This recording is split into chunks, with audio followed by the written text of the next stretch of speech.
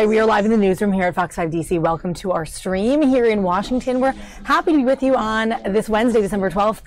Guys, we have a lot of things on the docket coming up, including first, Michael Cohen, Trump's former lawyer, is appearing in court today in New York for a sentencing hearing.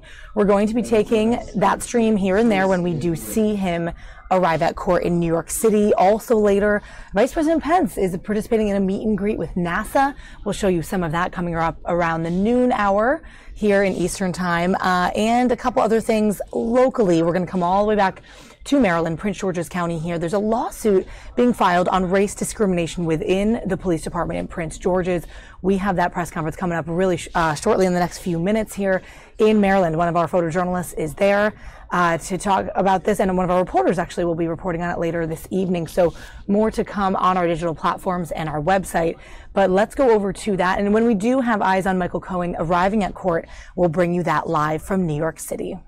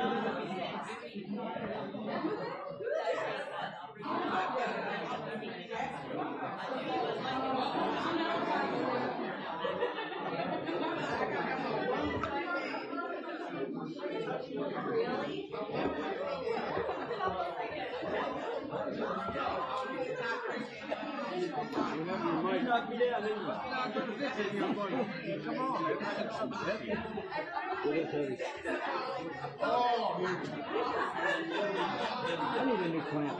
I don't like this one. Yeah, I tried to cut it down. You got tighter tape. You got some duct tape.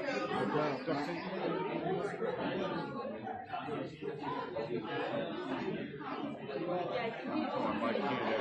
I think that helps out.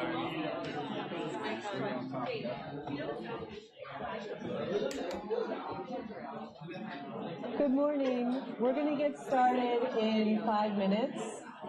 If you do not have a copy of the press release, please come see me. Thank you.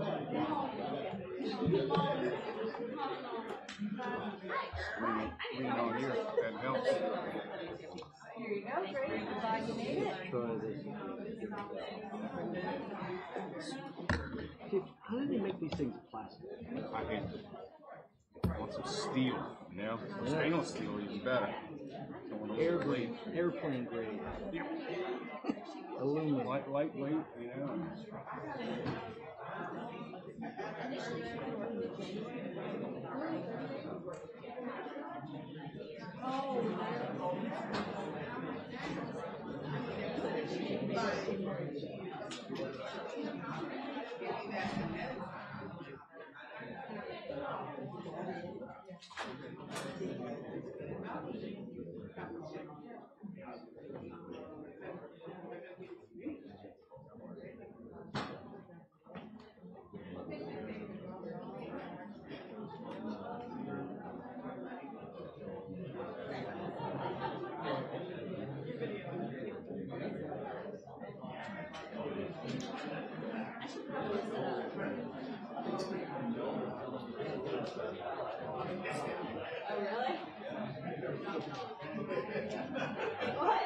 Wait, when that was like the 80s or 90s?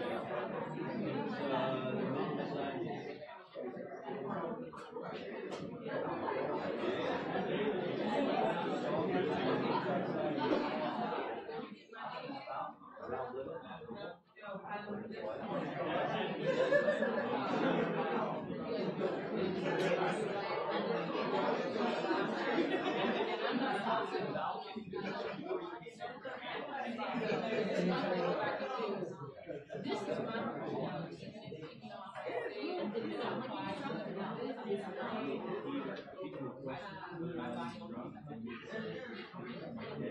everybody.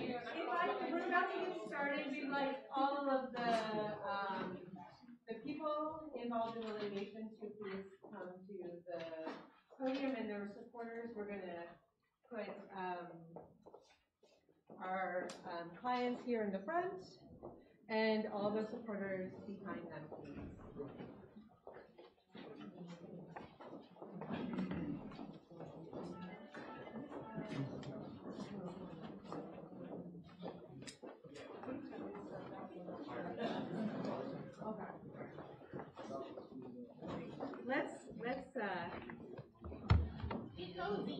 And come up a little bit so that there's room in the back, so that and have maybe like 2 rows on the side so that everybody can be in the shot. That would be great.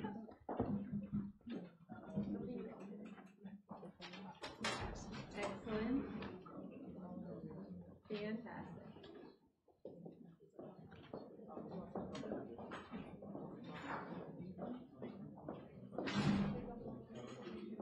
Give them just like 1 more minute to say. Absolutely. Absolutely.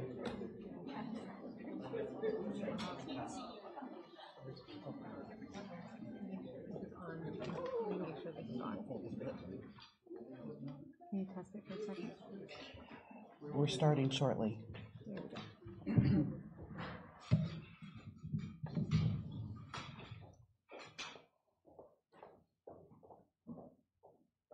Thank you all, sorry.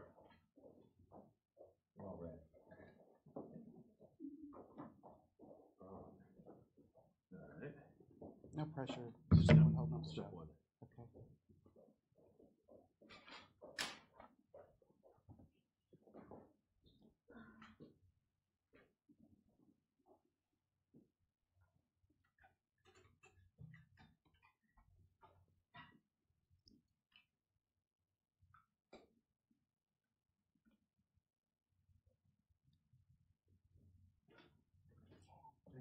Sure.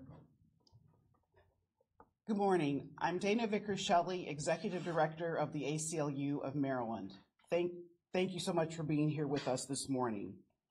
I'm going to open with brief comments, and then I'll introduce our other speakers who are joining us today for this important announcement. The ACLU of Maryland has fought for decades against police abuse and for policing that is equitable, transparent, and democratic. I am so proud to stand here today with officers of color from Prince George's County who are bravely standing up against racial discrimination and retaliation carried out in the community and within the Prince George's County Police Department. We need to understand how their experience of injustice within the police department impacts how police officers interact with members of the community, particularly Black and Latinx residents who were too often targeted by racial profiling and subjected to excessive force. Our laws give police officers extraordinary authority. They have the power to stop members of the public from going about their normal lives, to search them, to arrest them, to charge them with a crime, use force against them, and even kill them. With these extraordinary powers come extraordinary responsibility to act not only within the confines that the law allows, and not to treat white community members with deference and communities of color with disrespect. When police abuse their authority, they can and do cause extraordinary harm. That is why it is so important that there be justice for officers of color who blow the whistle on racist policing practices that violate the rights of Black and brown residents so often targeted by over-policing and brutality. Any police department that fosters a culture of racial harassment and retaliation against officers of color within its ranks cannot hope to gain the community trust and support that is so necessary for achieving better public safety for everyone. Officers who speak out against misconduct and racism should be praised, not punished. It is time for racial equity to be realized in the Prince George's County Police Department, both for officers of color and for the Black and Latinx residents being policed. We hope the filing of this legal challenge can be the first step toward that goal. Our speakers today, and I will introduce them I will ask them to come to the podium in this order, reminding the speakers to please say your name and also please spell your name. And I guess I should start. I'm Dana Vickers-Shelley with the ACLU of Maryland, DANA-VICKERS, last name Shelley, SHELLEY. Our speakers today will be Joe Perez, President of the Hispanic National Law Enforcement Association; Thomas Boone, President, United Black Police Officers Association; Sonia Zollenhofer, Member, United Black Police Officers Association; Michael Brown, Member, United Black Police Officers Association; Jonathan Smith, Executive Director, Washington Lawyers Committee on Civil Rights and Urban Affairs; Bob Ross, Prince George's County NAACP. He is the president of the Prince George's County NAACP, as well as we have other local leaders joining us, which we are so happy to have today. If I could please ask Mr. Perez to come to the podium.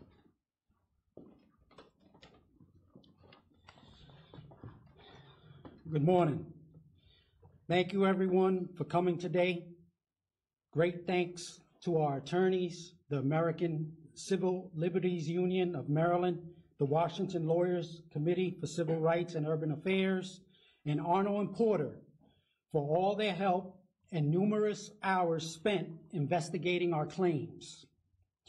They've given a lot of time and effort interviewing the dozens of complainants and witnesses involved in this case and representing us on the current DOJ pattern and practice complaint and interviews. I have to also thank those organizations that have supported us through these difficult times, such as the NAACP, who has been with us since the very beginning, Casa de Maryland, the Critical Race Initiative at University of Maryland, Progressive Maryland, the Hispanic American Command Officers Association, the Hispanic Officers Law Enforcement Association of Baltimore, and last but not least, the National Coalition of Latino Officers. As Stephen Covey would say, begin with the end in mind. Our end goal here is to change the Prince George's County Police Department's policies and practices in order to prevent the further disharmony within the department and within the community that it serves. As a result of this lawsuit, our associations are looking to develop a level playing field for all officers, every single one, all officers, in an indiscriminate support to our community members, regardless of their color. Many of our officers have witnessed abuses of people of color in our community, only to be retaliated against once they have reported the incidents. We need to ensure that when there is doubt, officers are confident to bring forth inquiries without fear of retaliation. And let me be clear, this is coming from the very top. A few facts to ponder. Did you know that in the last 3 years, we have fired mostly men and women of color? Did you know that under this current administration, EEOC's complaints filed in Baltimore field office have risen 600%. Let me re-emphasize that, 600% in the last 3 years. Did you know that most officers of color who witness racial incidents against our community or officers of color are targeted? The administration has chosen to ignore complaints and retaliate against those who raise concerns by vilifying complainants, arranging unwanted transfers, denying promotions, wrongful terminations, and sending a clear message, very clear, through the agency that this is what happens when concerns of racial biases and inequities are raised. And of course, this has spilled over into our community. The administration's clear pattern and practice of handling these situations and the recent unwillingness to engage in a dialogue is deeply concerning. Therefore, we have been forced to file the lawsuit to make changes. We are also hopeful that the Department of Justice will continue its investigation into the pattern and practice of discrimination by the Prince George's County Police Department. The police department has truly lost the ability to govern its police force and in turn fully protect you, the community. It is our hope that shedding light on the current status of our department will help bring change and set us on the right course once again. And as our associations, we have truly lost confidence in this administration. Thank you.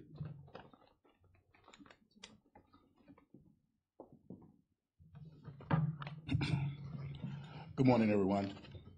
Today is truly an important day. The community often asks us, why don't more officers speak out? Okay.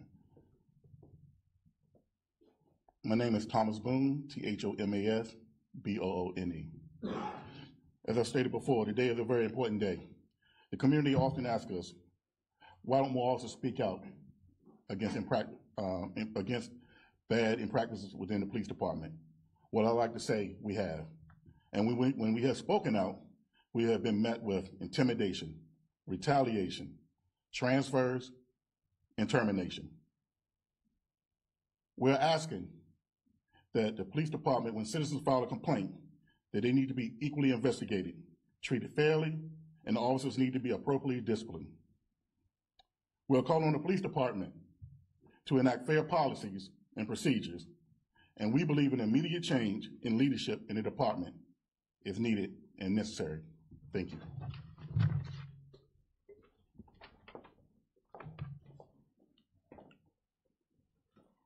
Good morning, everyone. My name is Sonia Zollicoffer. When I joined the department, I had high expectations of this agency. My focus was to become an investigator. Unfortunately, very early in my career, I survived a Me Too experience. I was sexually harassed by my white field training officer. My complaint against him was sustained by the Department of Human Resources Management. But that is when the retaliation began against me. Fast forward, I began to achieve my goal as an investigator. I was the face of the department as the press information officer. After surviving breast cancer, I became the face on the banner for the department's breast cancer awareness campaign.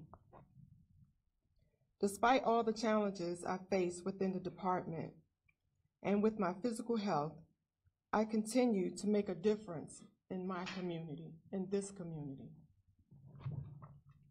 Then I was targeted, blackballed, retaliated against, and made an outcast because I spoke up against the mishandling of internal affairs, investigations, and biased treatment against people who filed complaints on white officers. I spoke up when I saw African Americans fired and disciplined for just cause, while white officers who engaged in real misconduct were promoted over and over again.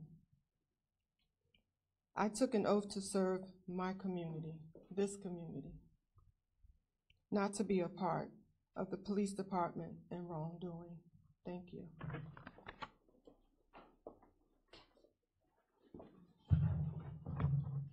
Good morning. My name is Michael Brown, MICHAELBROWN. I have been a resident of Prince George's County for the past 23 years. I was honorably discharged from the military after 9 years of service. I was also a Prince George's County police officer for approximately 15 years.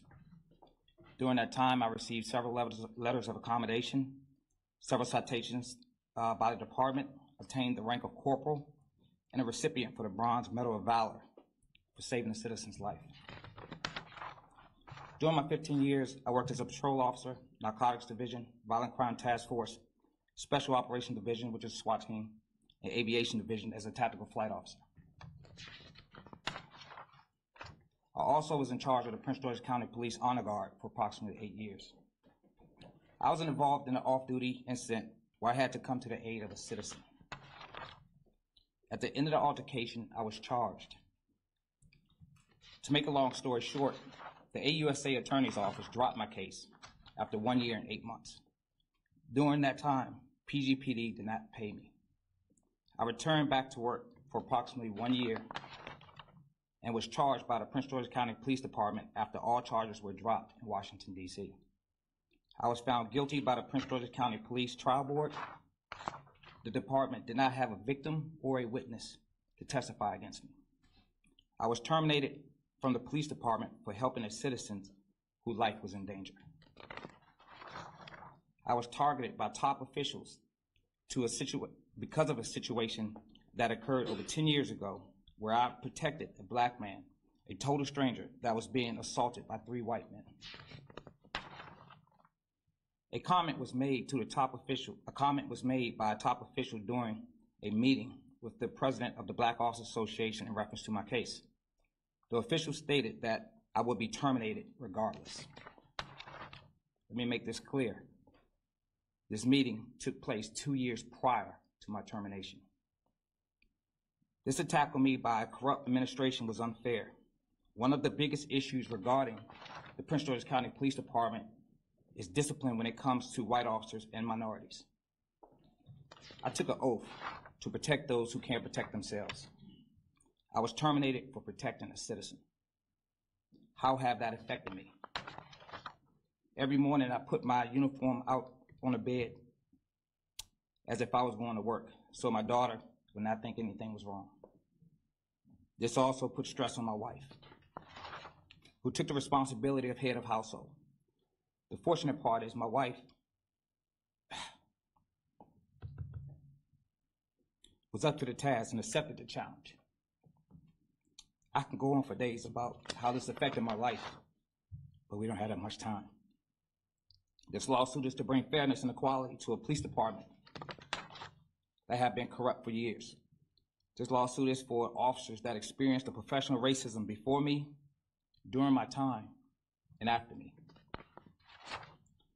Let it be known, the corruption has gotten worse during the current administration.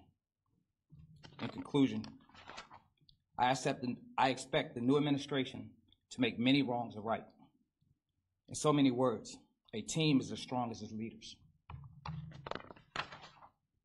This lawsuit hopefully can get my job back so I can continue my life and make the Prince George's County Police a noble police agency again.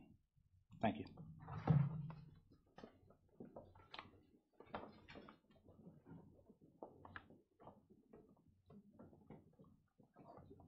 Good morning. I'm Jonathan Smith. I'm the Executive Director of the Washington Lawyers Committee for Civil Rights and Urban Affairs. We're a nonprofit law firm in Washington, D.C. We're 50 years old this year, and for the last 50 years have been working for racial and economic justice throughout the region, particularly economic justice and racial justice in the workforce and in the criminal justice system. I have to tell you, I am incredibly proud today to be standing with these courageous officers. You've begun to hear, just a tiny way, the story about what their experience in the Prince George's County Police Department has been. I urge you, take a look at the complaint that was filed this morning, read the complaint, read the stories, and understand the experience that these officers of color have had attempting to deliver services to this community. And it is, you know, as we look at the nation today, and as we look at the tension that exists between police departments and communities of color, as we look at the developing efforts to try to build trust between police departments and communities of color, you realize the very challenge that officers of color experience in delivering services. And we have placed on police officers tremendous burdens. We ask them to do extremely difficult and hard things. We give them the authority to go into the community and use force to handle some of the most difficult situations, to see people on their worst day. And we ask them to deliver those services with dignity and respect and without regard to bias. And officers can only do that, and can only do that effectively, if they have that same kind of treatment in their workforce, if there is procedural justice in their workplace. And that is what this lawsuit attempts to address. This lawsuit attempts to address the unfairness that officers experience when they go to work every day, when they put on the uniform, when they wear that badge, when they go out and meet the community, that the treatment that they're expected to give to citizens when they encounter them is the same level of treatment that they should expect when they go to work every day and they encounter their supervisors, their bosses, in the Prince George's Police Department. I had the honor, before I joined the Washington Lawyers Committee, I had the honor of working in the Civil Rights Division in the Department of Justice, and was involved in 20 police investigations during the last administration. I saw police departments all over the country, and we investigated the delivery of biased police services to communities of color throughout the country, from the police departments ranging from New Orleans to Seattle, from Newark, New Jersey to Portland, Oregon, Ferguson, Cleveland. And I could tell you, in every one of those police departments, at the core of the problem that was being experienced was a failure of internal accountability, and particularly a failure of internal affairs. And that is what we see at the core of this case. We see these officers being treated unfairly in the accountability system because of their race. And they're particularly treated unfairly in the accountability system when they stand up to insist that the services that they deliver are delivered fairly and without regard to race and without regard to bias to citizens in the community. And it is when you read the complaint, you will see there's a department where officers who stand up experience retaliation. And you will understand when you read the complaint the tremendous courage that these officers today have expressed by coming forward and standing at this press conference and filing this complaint and moving forward with this lawsuit. So it is our honor, really, to be with them today in this courageous act. Thank you.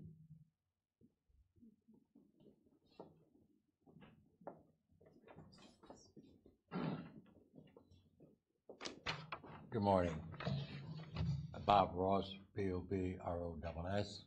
I'm the president of Prince George's County NAACP.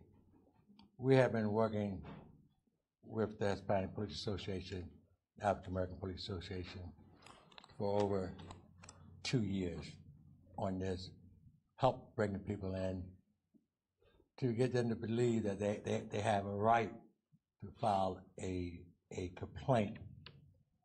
And if you listen to the stories that of almost 2 years that's been told, it brings tears to your eyes. You see families torn apart.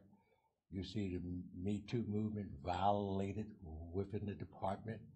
You see the relationship that was under the, I used to work very closely when Chief McGall and Craig Howard was the police chief and the deputy chief. And we used to meet regularly. I could call them up and say, I have a problem, let's sit down and talk about it. Joe and Tom could also do that. But now that relationship is no longer there, where you can call and and to bring everybody in, and we sit down to try to resolve the issue. But internal affairs has been a problem for years. When the complaints that we receive in our office when we do our legal redress, I'm just wondering, a complaint like for tags hanging on your mirror, and the police tear up your car and give you a $180 ticket, but they stop you for one thing and then they do something else. Sitting citizens down in the rain in handcuffs and not following through with it. But if those complaints go in, the citizens file complaints, but they really don't see the end result in their favor. You know, the legislature passed a bill wanting to establish a citizen review board. It's being held up now in most counties because of what they use personnel issues. That needs to move forward. Our citizen review board here in the county receives the complaint after the action has been taken, and they can't really resolve the issue. So it's a useless citizen review board. So we will, and they have courage for standing up, coming out there. It takes courage, because they have to go back to work, some of them do. And there better not be no retaliation to get them, and no more transfer of people from their positions. They have to learn to deal with this situation and make the necessary corrections. Citizens shouldn't be treated one way in respect to the law, and you work with someone and you be treated totally different. That's a conflict. We can't have that.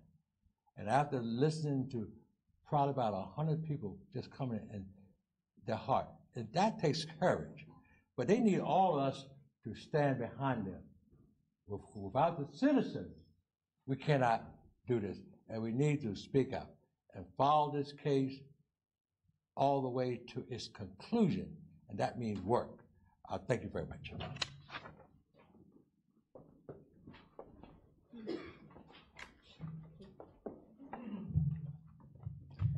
Good morning, everyone. My name is Shanice Bamiro. That's S-E-A-N-N-I-E-C-E,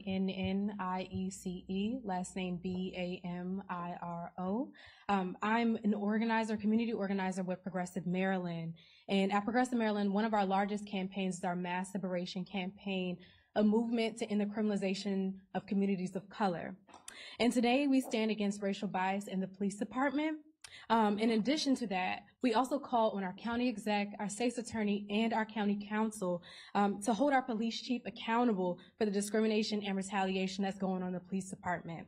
We need a culturally competent police chief because it impacts how the police interact and how they are held accountable internally, but then also how that spills out into the broader community and how they police our communities. So that is our one demand for today, and thank you. Now the police officers as well as our speakers will take questions. Corporal Brian. I want to make sure that the title still Corporal Brian. I am no longer a police officer. So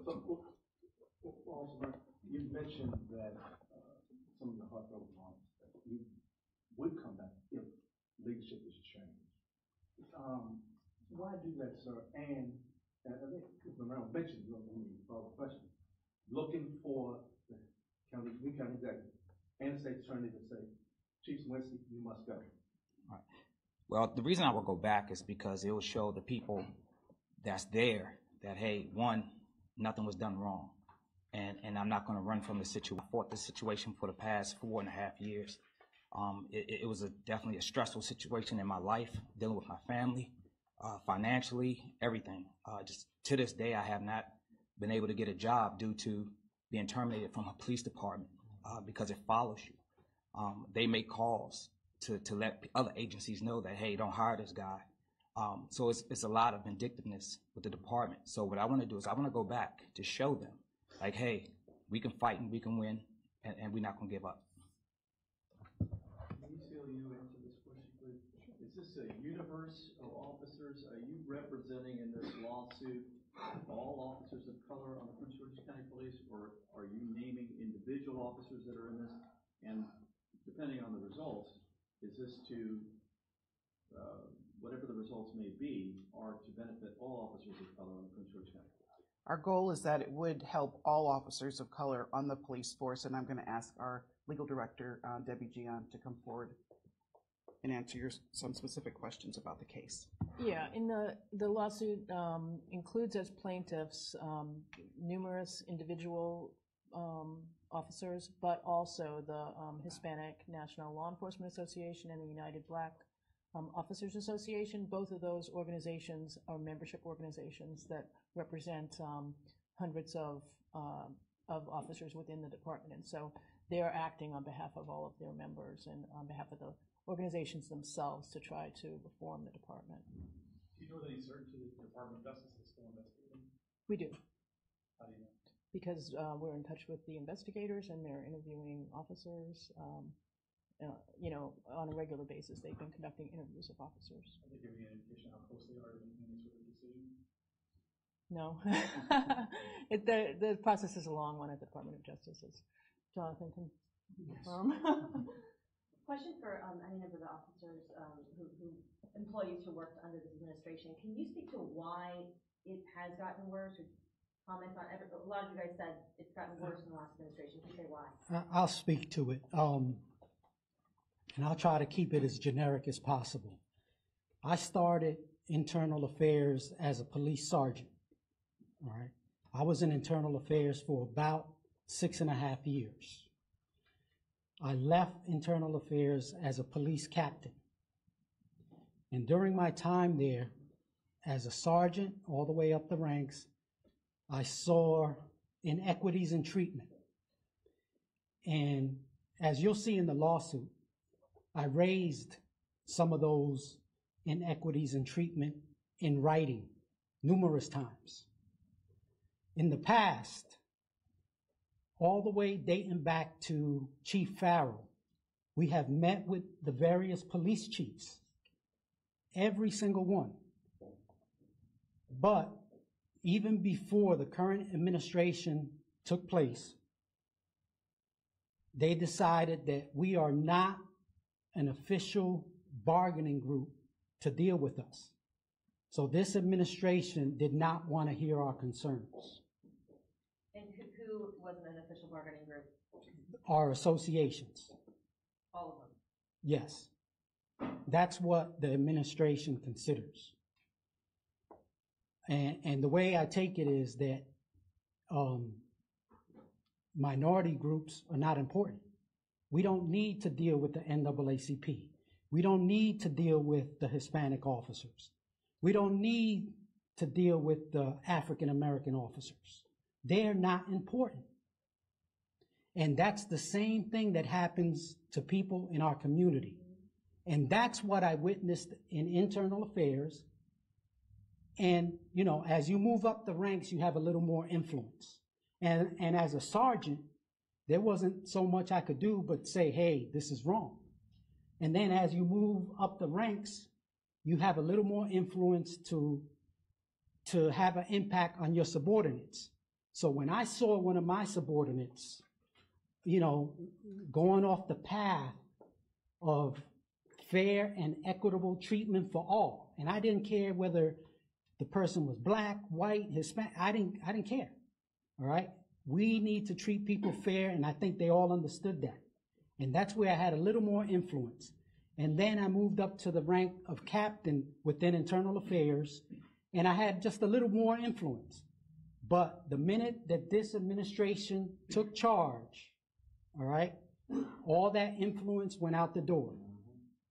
Totally went out the door, and anything that I said, and it's for the better of the police department and the community is why I said it, I was marginalized, all right? And I was moved out. And, you know, this isn't about me. This is about, and there's more, is that people are afraid because this administration has targeted each and every one of us. every one of us that is a complainant in this thing has been targeted, has been transferred, has been demoted, has been terminated, all right? And the funny thing is that this all started with the community. It's because, just like you saw on the K9 video, the bad black guy, we see that while we're on the street from other officers. And the minute that you open up your mouth and say, hey, that's wrong, guess what? You're not a team player anymore, all right? You're a snitch, all right? You broke that blue wall of silence, you know? And what even officers of color, some officers of color don't realize is there's shades of blue. We're not the same. This administration will take an officer of color who gets in trouble and put him out there, give all the information to the news, and convict him in front of everyone. Meanwhile, you have other issues out there, criminal in nature, that they're sweeping under the rug, they're keeping it hush-hush up until the press finds out. And we need justice. And by keeping the current police administration here, you've given them a license to retaliate and discriminate against people of color. That's all they've done. Because since the county executive has taken office, we have suffered additional adverse actions. The current? Yes. Yes. Specifics? We're not going to talk specifics, but you can read the complaint. I will. What specific remedy does the complaint seek? Any of the officers? Well, Hello, Dennis Corkery from the Washington Lawyers Committee. The lawsuit is seeking both monetary compensation for the lost wages and pain and suffering that the officers have suffered, but also institutionalized reforms, a change in policies and procedure to allow for more equitable treatment of complainants within the police force, more equitable treatment among officers of color, priority being given to the plaintiffs who were unfairly transferred or demoted to be put into positions they should be in, and also for independent monitoring to make sure that the police force is acting in accordance with the civil rights laws. Can you guys show a hand to how many officers are here? Yeah. 1, 2, 3, 4, 5, 6. And can I ask the NAACP, please? As far as Chief Stawinski, are you saying that you had a better working relationship under Chief McGaw or other chiefs than you do under Chief Stawinski? Yes, that's what I said, yes. And can you describe that? What is the difference? The difference is that the communication level is different. How can I explain it? If there was an incident in the community, in the past I would call up McGaw in particular, or the one before him, and arrange a meeting. And he would bring his whole staff in, and we would sit down and talk about the issue. And I would bring our people in to discuss the issue. Or late at night, if there was a incident that occurred, I was able to go on the phone and call him up. Or better yet, they would call me. Now it's more, how can I say it? Like he calls me, but I try to make sure that you know before the community knows what's going on. Well, that's not really helped me too much. Yes, there's a shooting, okay? But what is the specific that happened? Or for example, the guy that was shot over here on December the 6th in C.C. Pleasant, I wanted some more information about that. And it was more like pulling teeth to try to figure it out. Did the guy have a uniform on, the special police officer? What occurred, for someone who has authority over a special police officer in the county? I didn't know, because the first time we ever dealt with that kind of an issue. And to my surprise, there is no, so I was looking for more information, but really frank. And then the remark that really bothered me was, well, we'll let the grand jury, the citizens of Prince George's County through the grand jury, decide whether this man is guilty or not guilty. But that's not resolving the issue of what happened in that particular store. So we're going to be following up on that. So those type things that I'm talking about.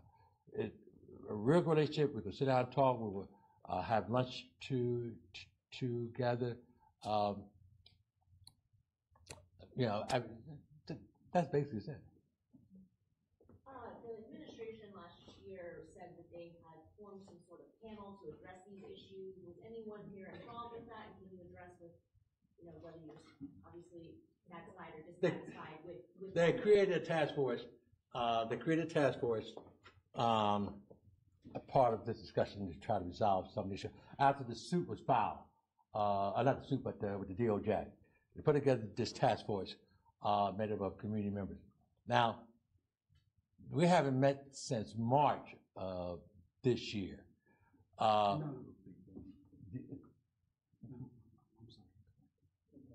It hasn't met since I'm sure, I'm right. December of 2017. 17, right. Okay. And we haven't met. So we're going like, okay. And the University of Maryland was part of that task force, looking for, and we were dealing with policies, but that wasn't really get to the real issue of what was going on in the community. They wanted to bring complaints and concerns that impacted their employment. That we never got a chance to address. You want to explain? I'll expound a little bit on it. While I sat on the panel, and it was, I had to pull teeth and contact President Boone, and I had to contact the county executive in order to get on this panel because we were not initially included in this. So we finally got on the panel at the last minute, and this is my perception of what happened in that panel. All right, that panel was window dressing, just like other initiatives that they announced to the public. All right, we met, we talked about some personnel issues, then we got to the point where officers can come in and speak and tell their stories. Mike Brown was one of them. And then we had a few others come in, all right? And in my opinion, once the department started to see where the fingers were pointing and who was the culprit, these meetings stopped. That's it. We haven't met. Same like the implicit bias training. I'm sure people read what happened in the news, all right?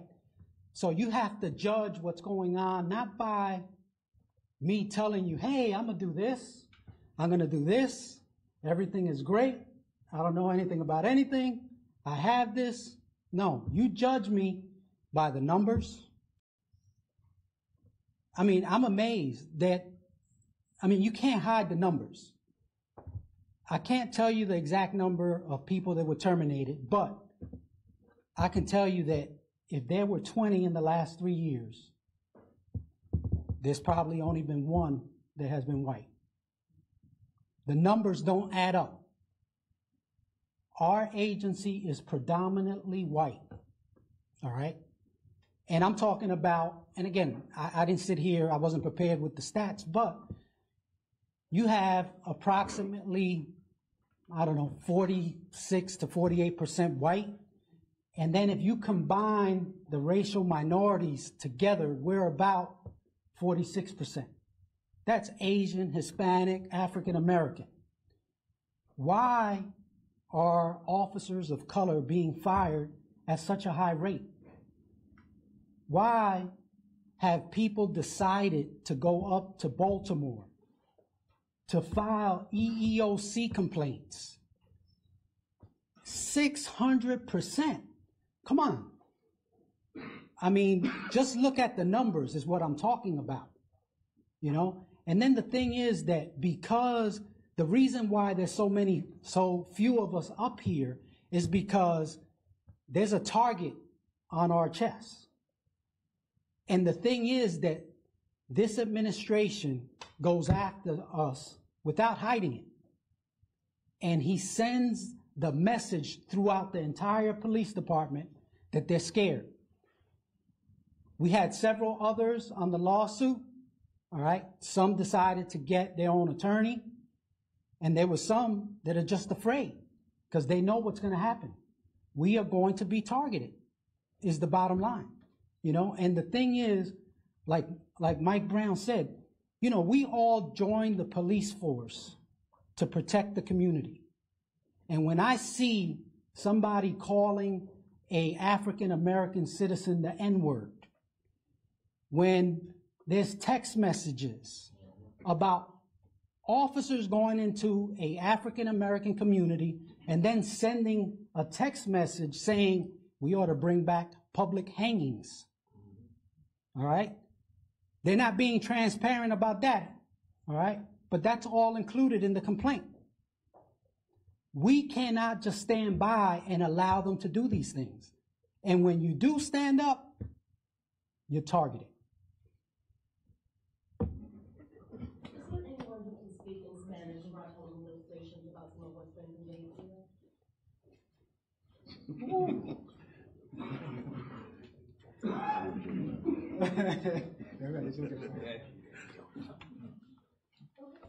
It's a little difficult for me to say it in Spanish because it'll be broken. My Spanish is not too good looking.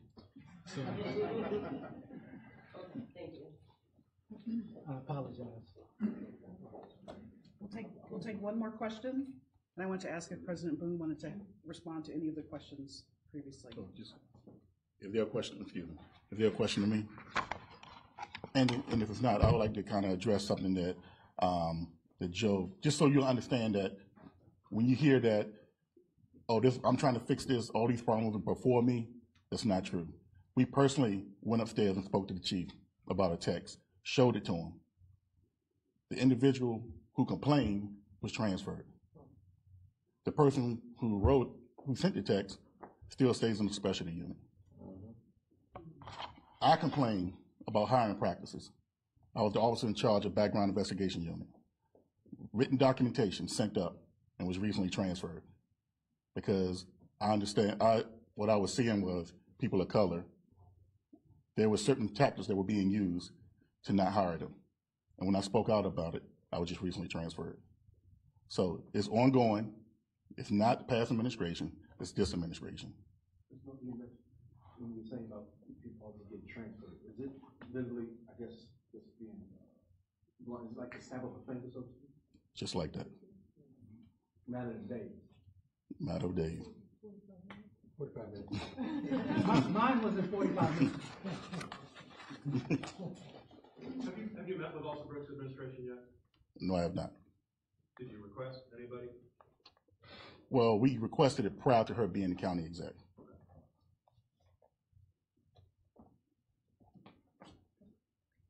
Thank you very much. Our speakers will be available for one-on-one discussions if you'd like to do that. Thank you. I gotta go. Thank you. I knew nothing.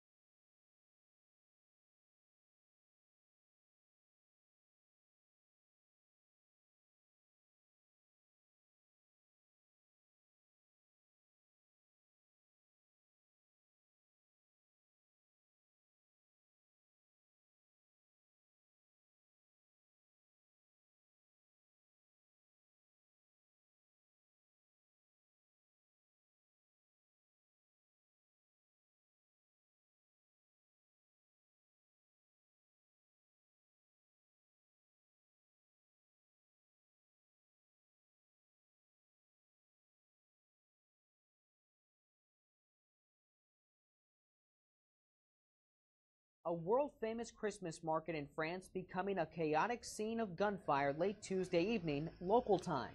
Multiple people died and several others were injured. and a terror investigation is underway. The individual has been identified. As I'm speaking to you, an operation is underway. Authorities say the suspect is a 29-year-old male with a criminal record who was already known to the security services as a possible terrorist threat. Witnesses in the city of Strasbourg say it all began when they heard a string of gunshots for about 10 minutes straight. Then, screaming, shouting, and footsteps pounding the streets as people began running for safety. People started to flee, and there are armed police forces. We don't know what's exactly happening, but they blocked a street. Police arrived at the scene and found people dead on the street, and many more wounded. The European Parliament building, located just a stone's throw away from the market, was immediately put on lockdown. Police urged the public to remain inside their homes. The country's president, Emmanuel Macron, tweeting in French, "Solidarity of the whole nation for Strasbourg, our victims and their families." Police say they exchanged fire with the gunman at the scene. He was wounded, but immediately fled and is still on the run. Over 350 security agents are hot on his trail. In Washington, Ray Bogan, Fox News. He shot multiple people around Strasbourg's Christmas market, got into an exchange of fire with police, was wounded, but he still managed to take off, leaving people trapped, the city on lockdown with people told to stay home, and those in the restaurants and theaters and even the European Parliament trapped where they were, ordered to stay put while the manhunt went on. It did not take long for police to treat this as a terrorist attack. The 29-year-old suspect, a Frenchman born in Strasbourg, was quickly identified even as he was at large. He is familiar to police both for common criminality and as someone with terrorist sympathies. Police reportedly had gone to his home to arrest him in the morning of the attack, in connection with a robbery, but did not find him. He apparently escaped arrest. Strasbourg's Christmas market is the oldest in France and would have been crowded exactly 2 weeks before Christmas. The city is also a symbol of Europe, the seat of the European Parliament. Now, police asked people to follow their announcements, take their guidance, act with great prudence during all of this, and also not to spread panic and what they called rumors on social media. 350 police officers are involved in the manhunt. In London, Kellogg, Fox News. So some of you were asking about this story, and that is the latest recap that we have about the deadly shooting in France. We showed you a picture of the suspect, which has been released, and this is him right here. We'll bring that on your screen, Sharif Shakat. They say he may no longer be in the city and could have slipped through to the German border, where he had previously spent time in prison. So some interesting details coming out of that, and we'll be sure to update you with any sort of advancements in the case or what happens today in the search for this killer in France. Pretty scary story coming out of a Christmas market there in France yesterday. But today, all eyes are on Michael Cohen, the ex-Trump lawyer who is at this federal courtroom today. We're waiting the sentencing for him today. And actually, just a few minutes ago, we're seeing an update that Cohen did address the court just now, saying that he takes full responsibility. That is his quote from just a few moments ago. So we're going to await that sentence. It could be up to 4 years in prison for tax fraud and campaign finance violations while he was working for President Trump. We'll be updating you on that when that all comes down. But here it is. We're going to wait for those producers to kind of run out and update us on what those charges are, what the sentencing is rather. And he did walk into the courtroom today with his wife and son and daughter, and some people questioning if he'll even be going home today, if he'll be leaving right and going to prison. We'll be updating you on that coming up shortly.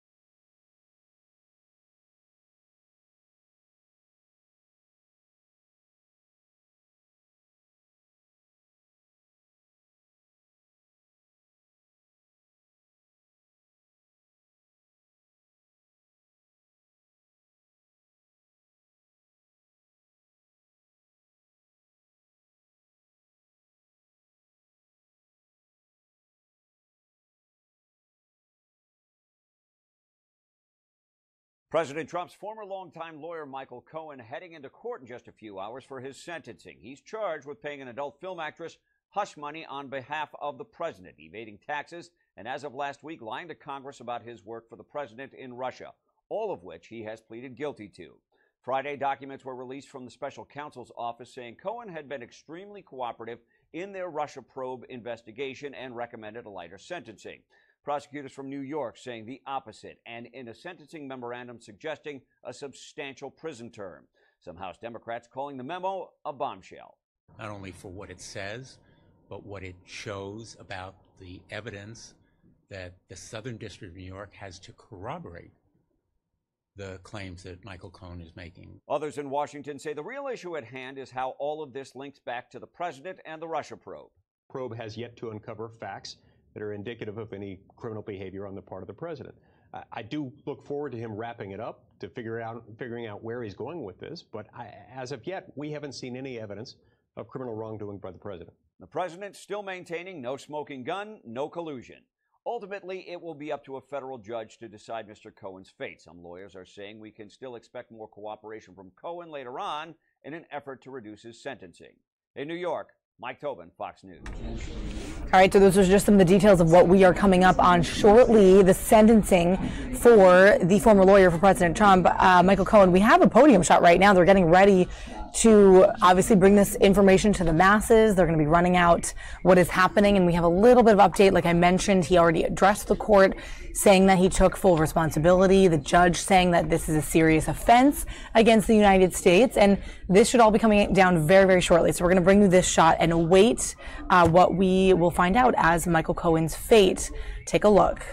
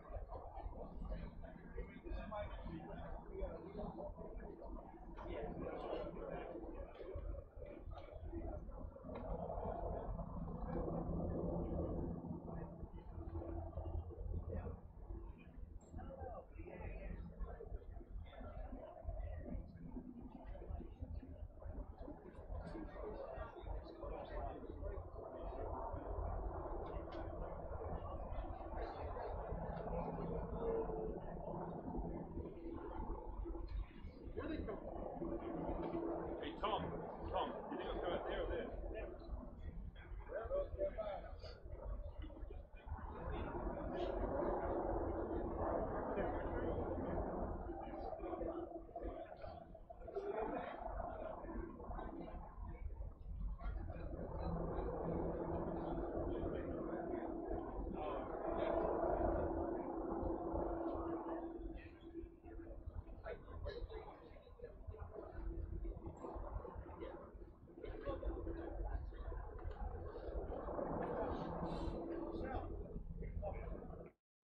Was a timeline that was to be debated in front of the judge today, which it was, with prosecutors from the Southern District of New York arguing that these crimes of tax evasion and corruption were very serious and deserved to have this type of sentence, while Mueller's team argued that he, in fact, Michael Cohen, had cooperated with them, not basically asking for leniency, but letting the court know exactly how much he has helped them in recent months. Michael Cohen first saying in his memo, as lawyers, saying that they wanted no prison time at all, but Michael Cohen kind of falling on the sword in front of the judge today, talking about the misdeeds that not only he has done, but that he said that he has helped to cover up for the President of the United States. Those are his words. We will get more as the attorneys come out. And again, this is unfolding behind us right now, and we're waiting to find out if these attorneys are going to come out and speak to us. We understand the Cohen's team may give us a prepared statement any moment. Back to you. All right, Laura, we will stand by for that. In the meantime, we want to bring in Brett Baer, who is chief political anchor and host of Special Report.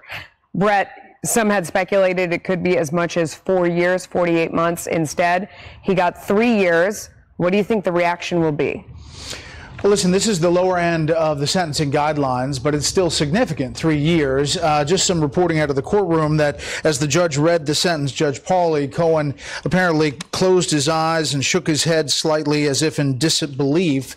In addition to the 36 months, he has 2 months concurrent for lying to Congress, as well as a forfeiture of $500,000 restitution and a fine of $50,000. So this is significant. Now, we can talk about the pressure that's been put on Cohen and the pressure that can continue to be put on Cohen. This actually could be relooked at, this sentencing, for up to a year if he provides additional cooperation to the special counsel. A lot of people are looking at this as more of the effort to put the screws on Cohen because he didn't provide everything that they thought he should provide in his cooperation with the special counsel and the Southern District of New York.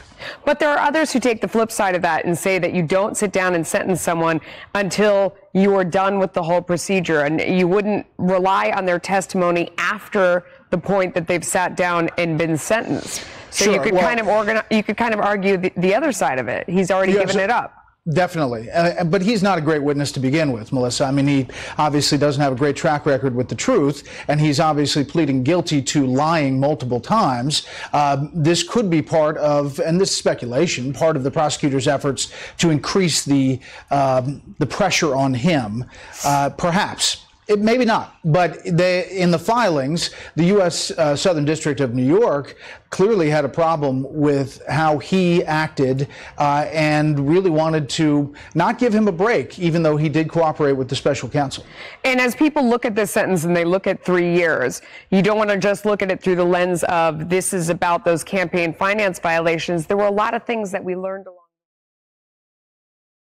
All right, as we continue to watch this sort of podium shot, I'm going to bring it right back up for the official information we just heard breaking that ex-Trump lawyer Michael Cohen gets 3 years in prison. I want to bring in Tom Fitzgerald, our political reporter who knows a lot more on this. He's been covering this really for many months.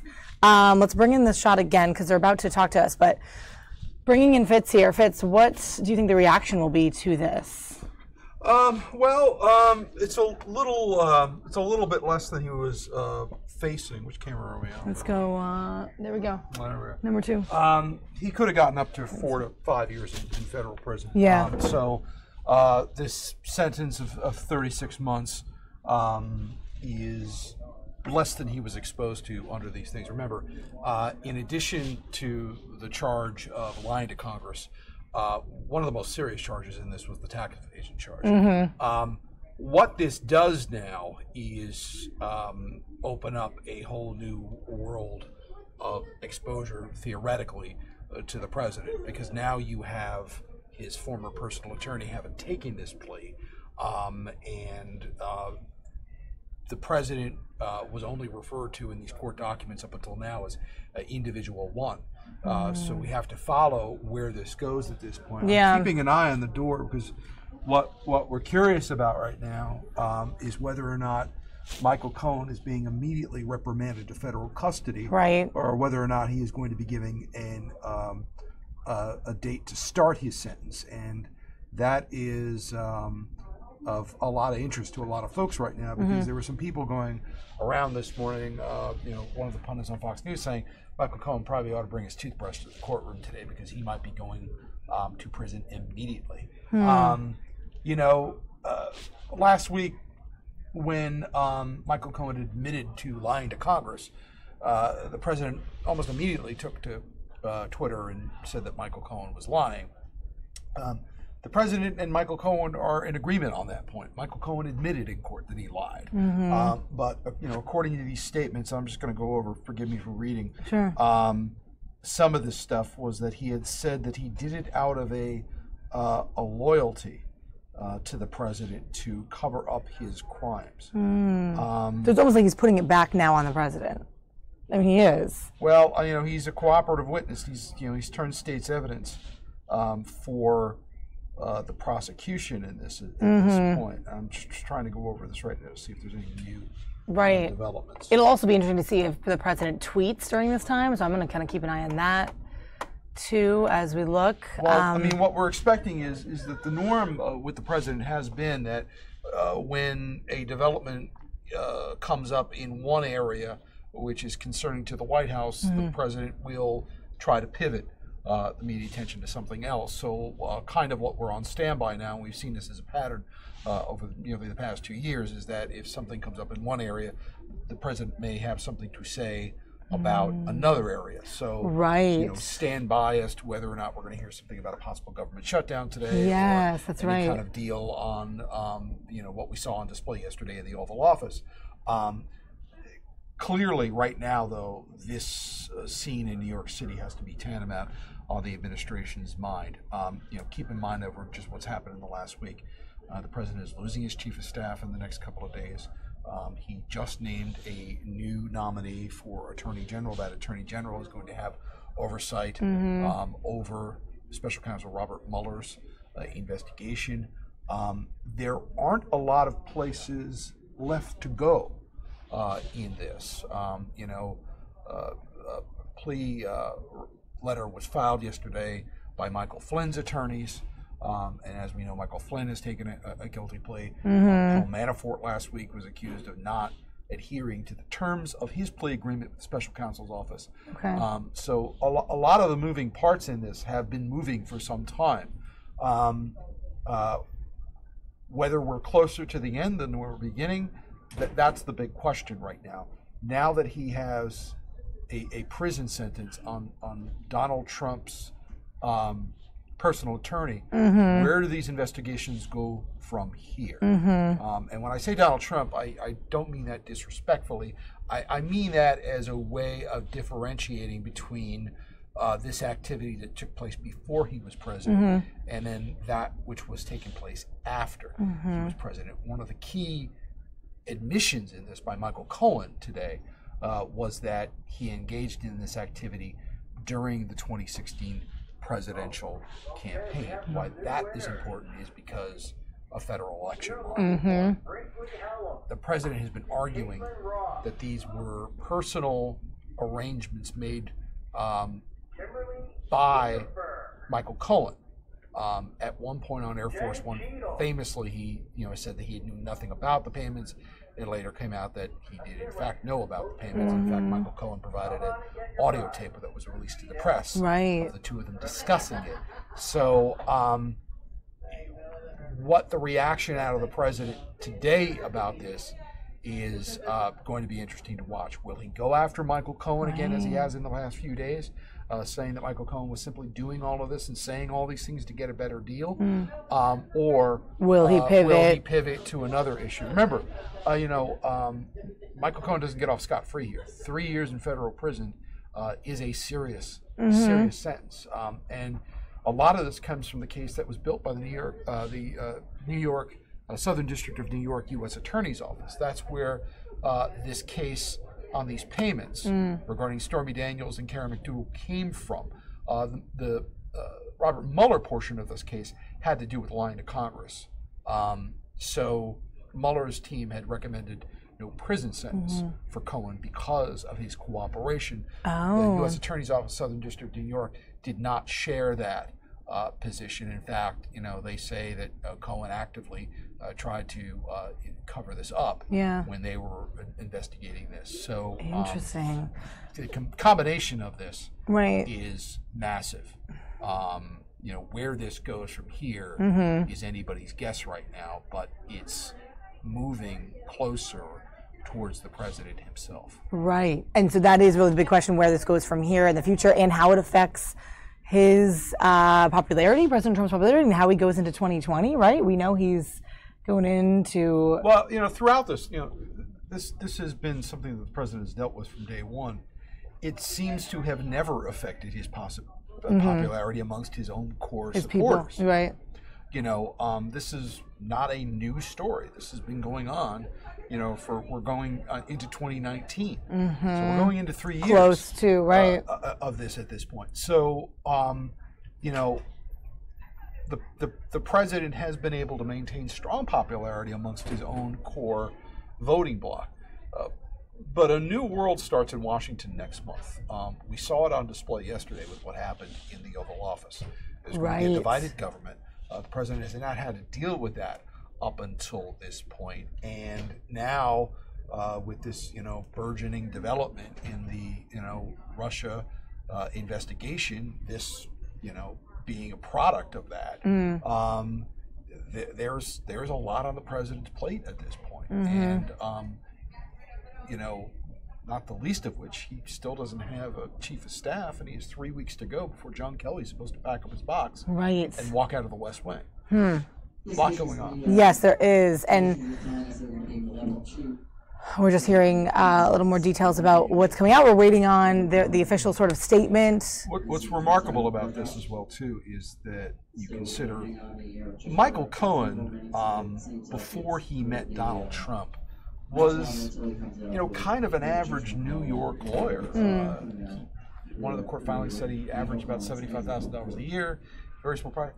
What brought him to the attention of Donald Trump was that he helped lobby his own apartment building to keep the Trump name on one of the Trump buildings, and that rocketed him into Donald Trump's orbit. And the two of them quickly developed a very, very close relationship.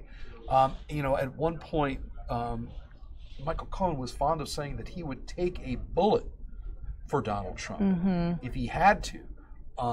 For someone in the span of 24 months, or to go from saying that you would take a bullet for someone to now standing up in court and basically pointing a finger of blame at the President of the United States for the actions you took, is a pretty remarkable journey, to be kind about it.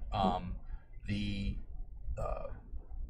story has always been that Michael Cohen was Donald Trump's fixer. When Donald Trump had problems, he would turn to Michael Cohen to take care of those problems.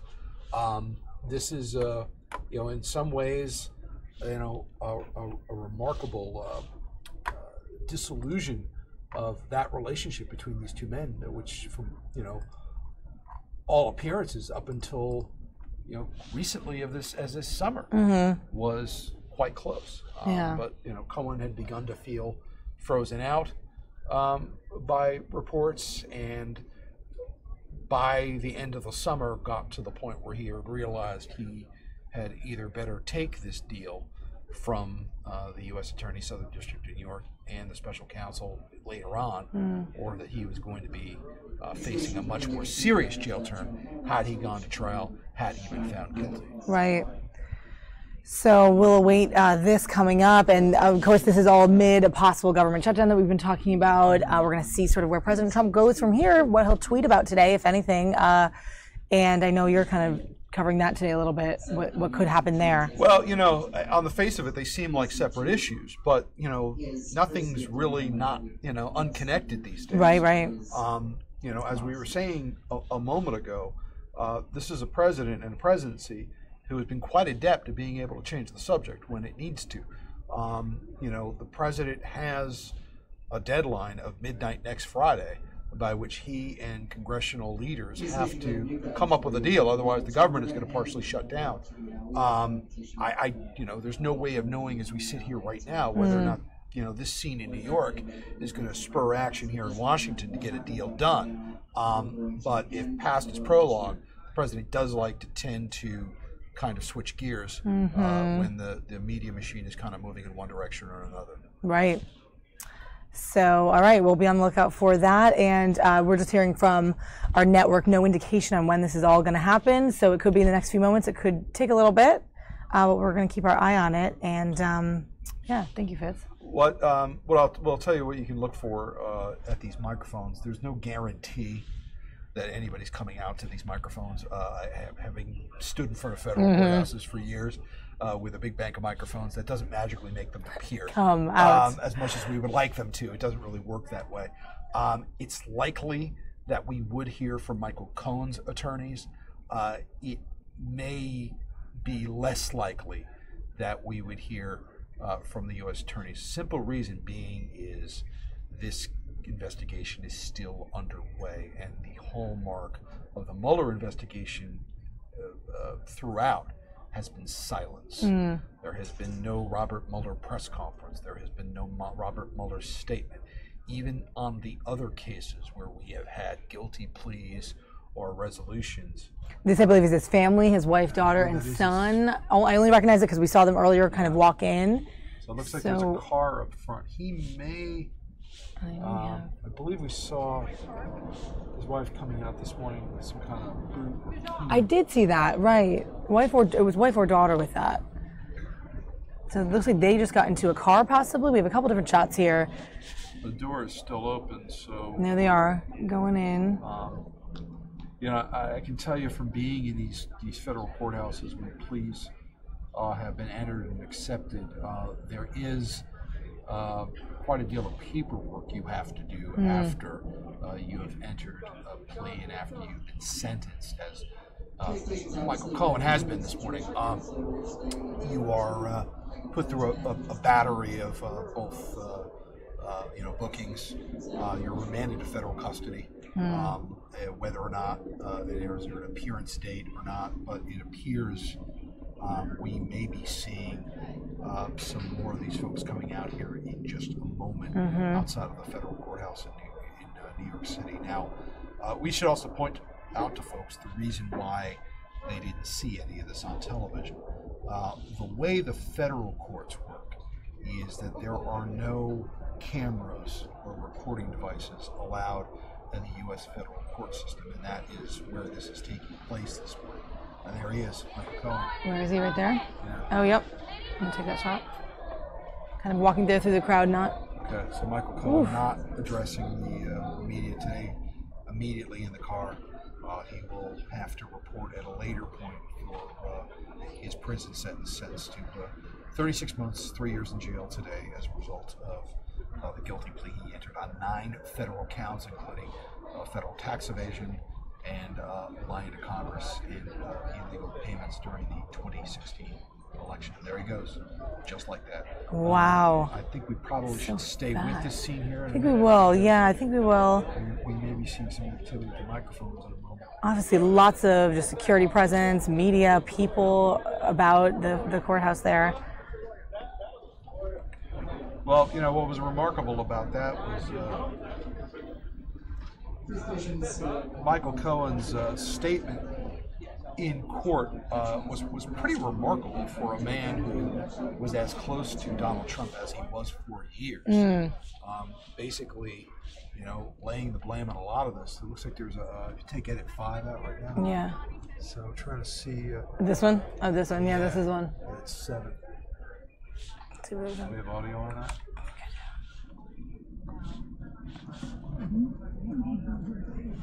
It's the best I got.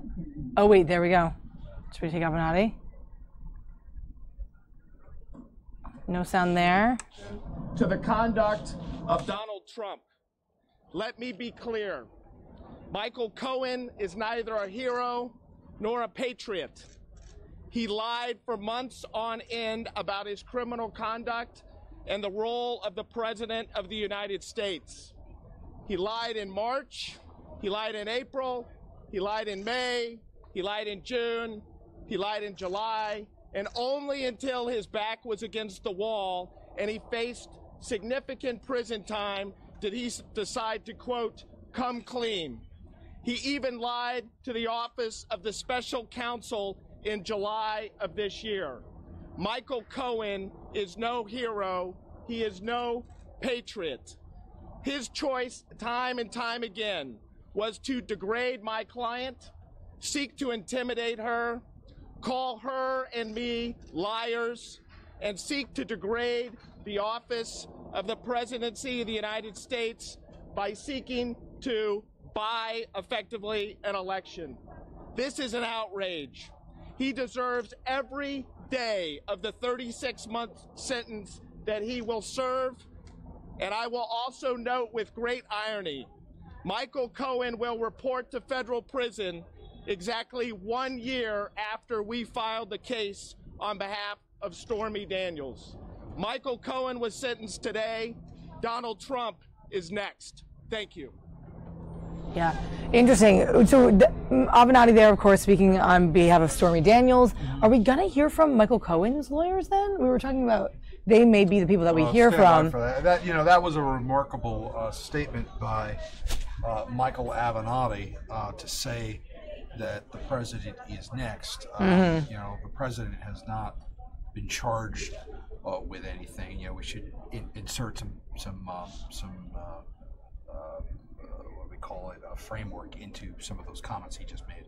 The president was mentioned in the court filings regarding Michael Cohen. However, there were no charges, no indictments against the president of the United States. So Avenatti's statement at the end of the president is next is supposition on his part. The president is not charged with anything. The president is not convicted of anything. The president is not admitted to anything, as we know. So, up for the last couple of weeks, Michael Avenatti's appearances in the media have not gone Michael Avenatti's way. He's faced some personal situations that have wound up in the media in regards to his own personal conduct, and then he has also famously flirted with a presidential run of his own in 2020, and then finally last week announcing that he has decided after just a couple of weeks of very bad press on his own to not pursue the Democratic national presidential nomination in 2020.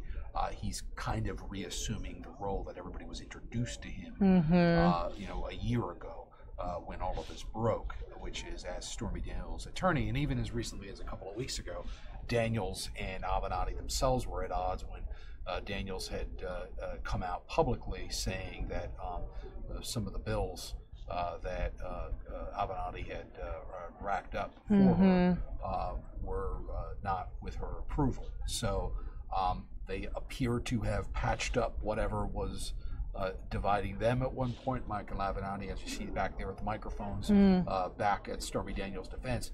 However, the last couple of weeks and months for Michael Avenatti have, not been what we had seen from him initially, and especially, in the wake of the Kavanaugh nomination, when Michael Avenatti had claimed that he had a client who had incriminating evidence against Brett Kavanaugh, and then apparently that individual recanted that information. So, this is going to be a standby all day to see how the president reacts to what was said in that courtroom and what happened in that courtroom. Now, we're monitoring his Twitter feed. Yeah, I'm going to stay on it. It doesn't look like it. I'm going to make sure I have it. Yeah, it doesn't look like there's anything recent, so we're going to be monitoring that. And the issue is that the president has said all along that Michael Avenatti was only saying these things so he could avoid jail. Well, Michael Avenatti now has not avoided jail. Right. So that puts another wrinkle into that argument as well. Some more people here. Coming out of the courtroom here today. What's going to be interesting to see is how quickly the special counsel's office moves on some of these other cases that are still kind of out there. Where does this leave Michael Flynn? And most especially and curiously, where does it leave Paul Manafort? And will this have an effect on others that were connected to and involved in the Trump 26 campaign? Right. Be it Jared Kushner, be it Ivanka Trump, or the president himself. So there's a lot of question marks out there. What we do know for now is that Michael Cohen's going to federal prison for the next 3 years after admitting in court today that he lied to Congress and committed federal tax evasion. Thank you, Tom, for all your insight. I know you've been talking about this for a long time. And there we have it today, guys. So we'll stand by. I'm just listening in here with these cameras and see what we can get. Like you said, this could be an all-day kind of affair to monitor the president, to monitor what happens outside this courthouse, and we'll be on it. Okay. All right. Thanks for your time. All right, and just hearing from our network as well, if Michael Cohen does show up, we will definitely take that and bring that to you live here on our stream. You're watching our YouTube stream right here, and you can see the cameras are now being put down literally on the ground, and so we'll be monitoring them for you. Let's take a look, though, at some of the other top stories of the day. Take a listen. 10 days left before the government shuts down. Tuesday's meeting was just the beginning of major negotiations to make a deal before the December 21st deadline. If we don't have border security, we'll shut down the government. This country needs border security. It was an on-camera clash in the Oval Office. We have a proposal that Democrats and Republicans will support to do a CR that will not shut down the government. We urge you to take it. And if it's not good border security, I won't take it. It is very good. The drama revolves around a multi-billion-dollar disagreement.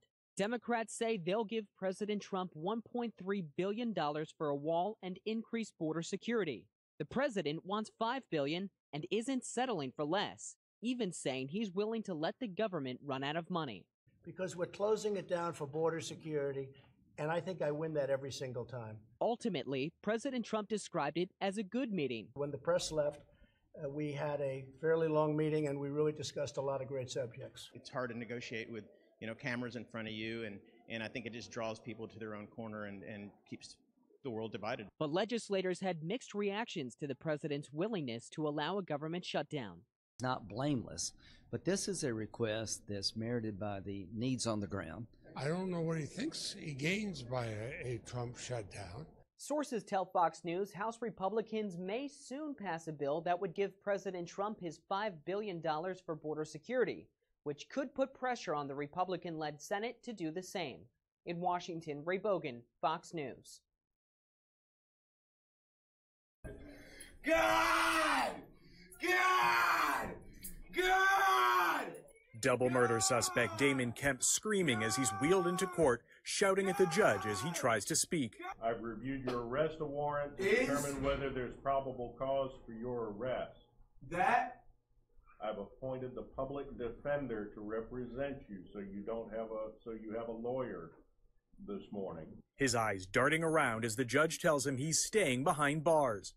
I do believe that there is probable cause for the arrest, and under these circumstances, I am not able to grant you bond. As bailiffs wheeled Kemp out, relatives of Trey Ingram, one of the two men he's charged with shooting to death, couldn't hold back their anger.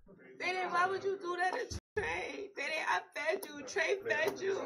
He let you live in his house rent free. Why would you do that to Trey? Day-Day. I'm going to have to ask you later. You wrong. Day-Day, I'm going to have to ask you later. Day-Day, wrong for that. Police say Ingram and Jordan Payton let Kemp stay with them at their Daytona Beach apartment, and they were trying to help him. Ingram's distraught mother, desperate to know why her son is dead. Even a young man that committed this crime, or they say committed this crime, hold on, I'm only 19. Hold on, just babies. Answers that may never come even after Kemp's trial. But until then, she has a message for young people. Don't be self-destructive. If anything, just go out and do something else nice for somebody else in Trey's name. How about that? That's what you do. In Daytona Beach, Matt Trezza, Fox 35 News. Oh, these Oval Office appearances for the cameras are normally pretty mundane affairs. Not the case yesterday, and what normally happens in private spilled right out into public. You want to shut it down. You keep talking no. about The it. last time, Chuck, you shut it down. No. And then you opened 20 it up very times. quickly. And 20 I don't times. want to do what you did. It was an unusual Oval Office meeting, to say the least, as President Trump sat down with Democratic leaders Chuck Schumer and Nancy Pelosi. But the shocking turn came with this. The people of this country don't want criminals and people that have lots of problems and drugs pouring into our country. So I will take the mantle. I will be the one to shut it down. I'm not going to blame you for it. He will take the blame, as the president has been holding out for $5 billion for border wall funding. Each side had been angling to blame the other, calling it a Trump shutdown or a Schumer shutdown. Well, the president walked right into the fire, and Democrats sounded thrilled. A Democratic aide said Nancy Pelosi later told her caucus it's like a manhood thing for him, as if manhood could ever be associated with him, this wall thing. Strikes me as exactly the sort of Grinch-stealing Christmas move that will not go over well with the American people. But the president's base has long been on his side on this point, and for them, a shutdown may be a reasonable price to pay. I don't believe the man's bluffing. If I were playing poker with him right now, and I didn't have the cards, I'd fold those rascals, because I would assume he's prepared to do what he says he's going to do. Still, this may be a negotiating tactic, and President Trump later said that after this meeting moved behind closed doors, things were, in his words, very friendly. In Washington, Doug Luzader, Fox News.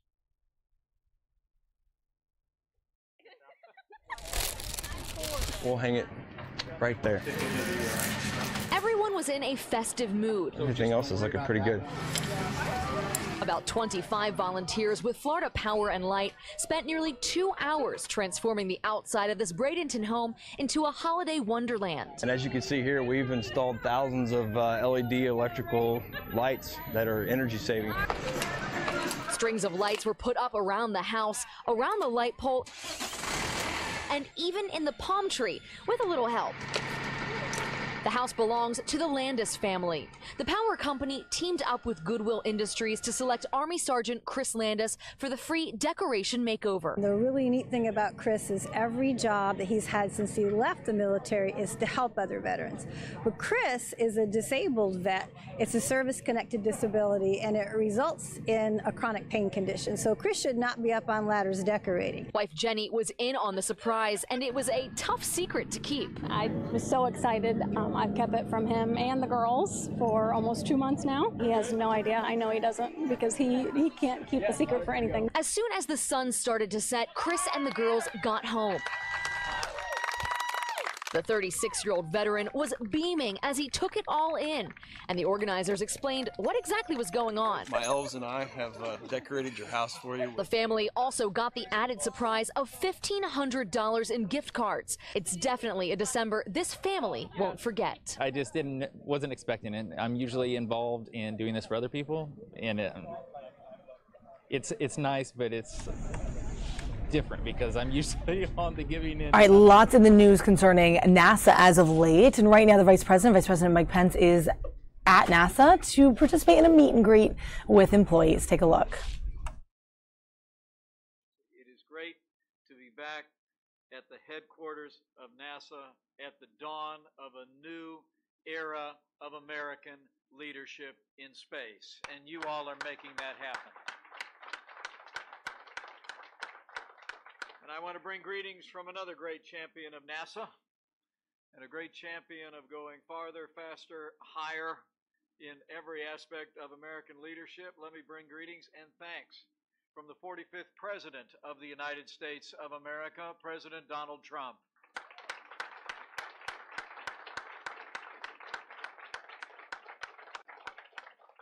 I'll never forget, Jim, we were actually on the campaign trail when then the candidate who had just added me to the ticket in our campaign said to me when I was making a visit to Florida, he said, I want to restart the National Space Council. I want you to go to the Space Coast and give a speech about it.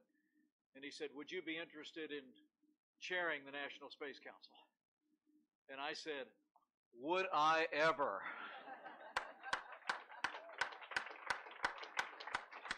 And the greatest honor of my life to serve as your vice president, but what a profound privilege it is to serve alongside a president, to serve in an administration that is rededicating. Now here, half a century later, when America was astounding the world with our leadership in space, an administration of president that's rededicating ourselves to American leadership in space and American human space exploration. I do want to give some credit where credit is due, first and foremost to all of you. Congratulations on that recent distinction, and I know you join me in thanking Jim Bridenstine for stepping forward to lead this agency at such a critical time. Jim, you're doing a great job, and we're proud of you.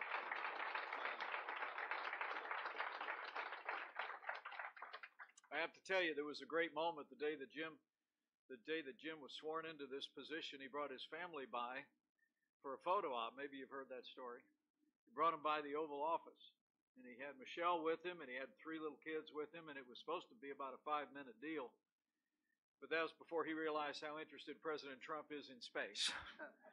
And I'll never forget, about 45 minutes into the meeting, as Jim and the president were going back and forth about the president's passion and vision, his 3 kids were sitting in those chairs in the Oval Office with their legs swinging underneath the chairs.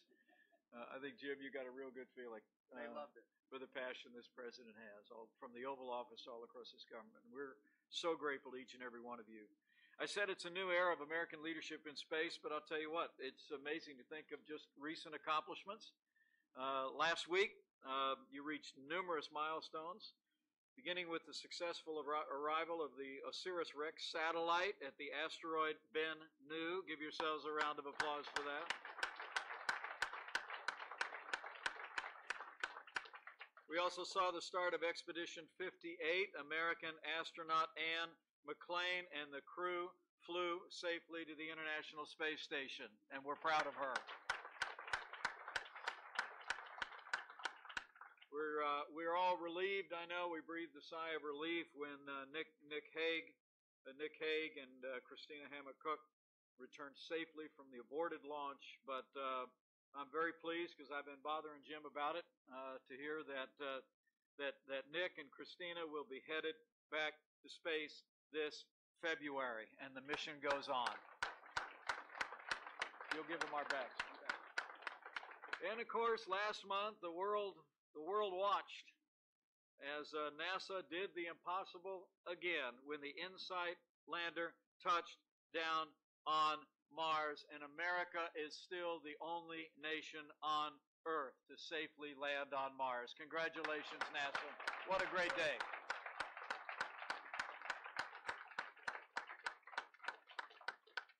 I met today with the senior leadership here at NASA. We talked about the progress we've been making since Space Policy Directive 1 was signed. The President and I are truly grateful for the renewed energy that all of you have brought to this task in implementing this renewed commitment to American leadership in space and human space exploration, to return to the moon and then to Mars. And I want to make you a promise that we are going to work on behalf of each and every one of you to make sure that you have the resources here that will enable the completion of the Orion space capsule and the space launch system. This year was a year to build. Next year will be a year to fly.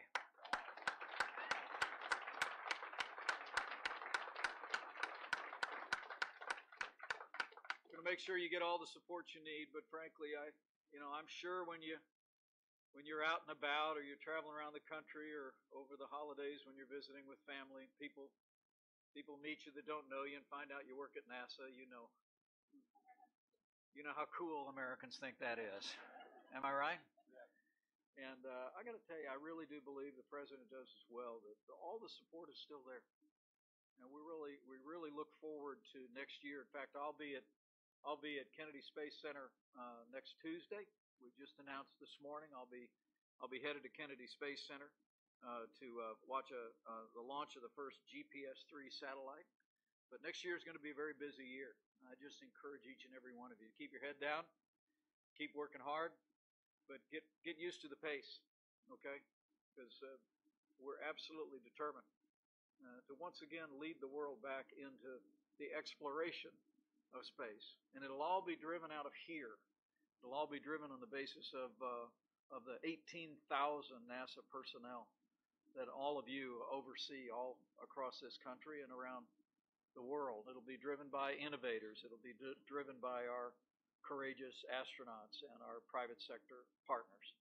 But I just want to encourage you on. Encourage you to bring your best efforts in the days ahead. But also, I hope you'll also bring the idealism that first sent America into the vast beyond. I think of another president who said, "We do not do this because it is easy, we do it because it is hard." America's willing to do the hard thing, willing to lead. And I want to assure you, this administration from the president on down wants to start leading in space once again, and we're looking to all of you to make that happen. But I hope as we approach this very special season, my Jewish friends just completed 8 days of Hanukkah, and I better start shopping pretty soon for Christmas. All of our kids will be joining us at the Vice President's residence. I also think about an anniversary that we're celebrating this month as well. And make no mistake about it, those words that the astronauts of Apollo 8 read, seeing that first Earthrise from the horizon of the moon, also animate the American people's passion to explore the great beyond.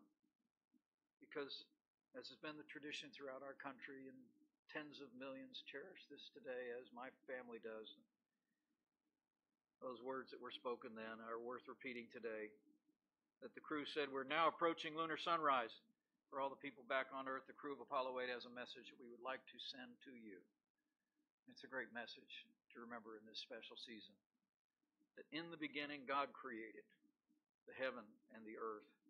And the earth was without form and void, and darkness was upon the face of the deep. And the Spirit of God moved upon the face of the waters. And God said, "Let there be light," and there was light. As you do your work in the days ahead, as you refire the work of NASA and renew American leadership in space, I want you to do it with ingenuity, with professionalism, with energy, but know that you also carry the faith and the aspiration of the American people who see His hand in the vast beyond and long to understand it better. So thank you very much. God bless you.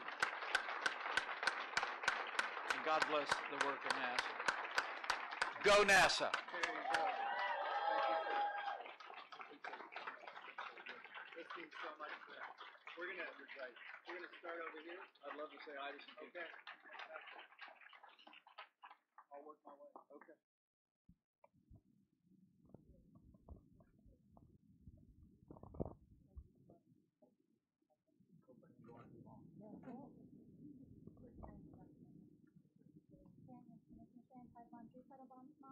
Oh, is that right? Yeah. Oh, yeah. Good luck to Charlotte and her literary. I will. Yeah. It's doing really well with us. I'm glad to hear it. Hey, good to see you. Congratulations. Great. Good luck.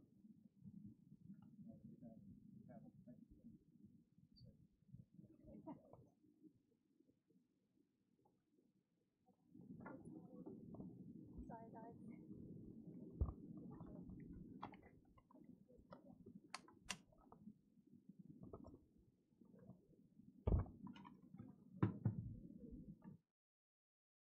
The very sight of the flames coming up from the Unity Presbyterian Church are enough to be heartbreaking for anyone in Fort Mill. The old sanctuary, damaged in the blaze, is nearly as old as the town itself. They chose brick because two previous sanctuaries had burned down that were not brick. And this was built in 1881. Mark Deal is a pastor at the church, which today has burn marks and telltale signs of Sunday night's fire on the outside. A look on the inside shows just how bad it is. The historic sanctuary has sustained some fire damage and smoke and water damage. The blaze itself was first discovered after a fire alarm went off at the church just before 10 o'clock Sunday night. The Fort Mill Fire Station is practically next door to Unity Presbyterian, but even by the time they got there, most of the damage was done. We had 3 ladder trucks in the air just in case things went a different way.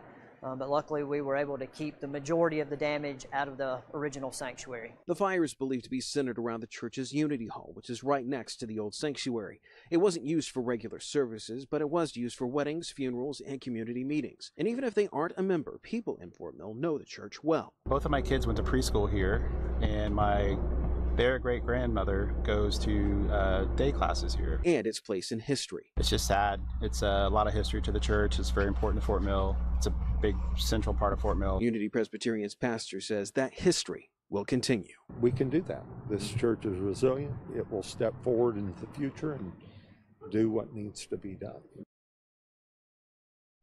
All right, everyone, this is certainly not something you see every day. We're going to take you up to Waltham, Massachusetts, where there's a deer rescue going on right now. This is some amazing images right here of what's going on live. You can see in Mass, where it is extremely cold. I know this area pretty well, and you can see this is an ice rescue. Let's take a look and listen, see if we have any sound on this.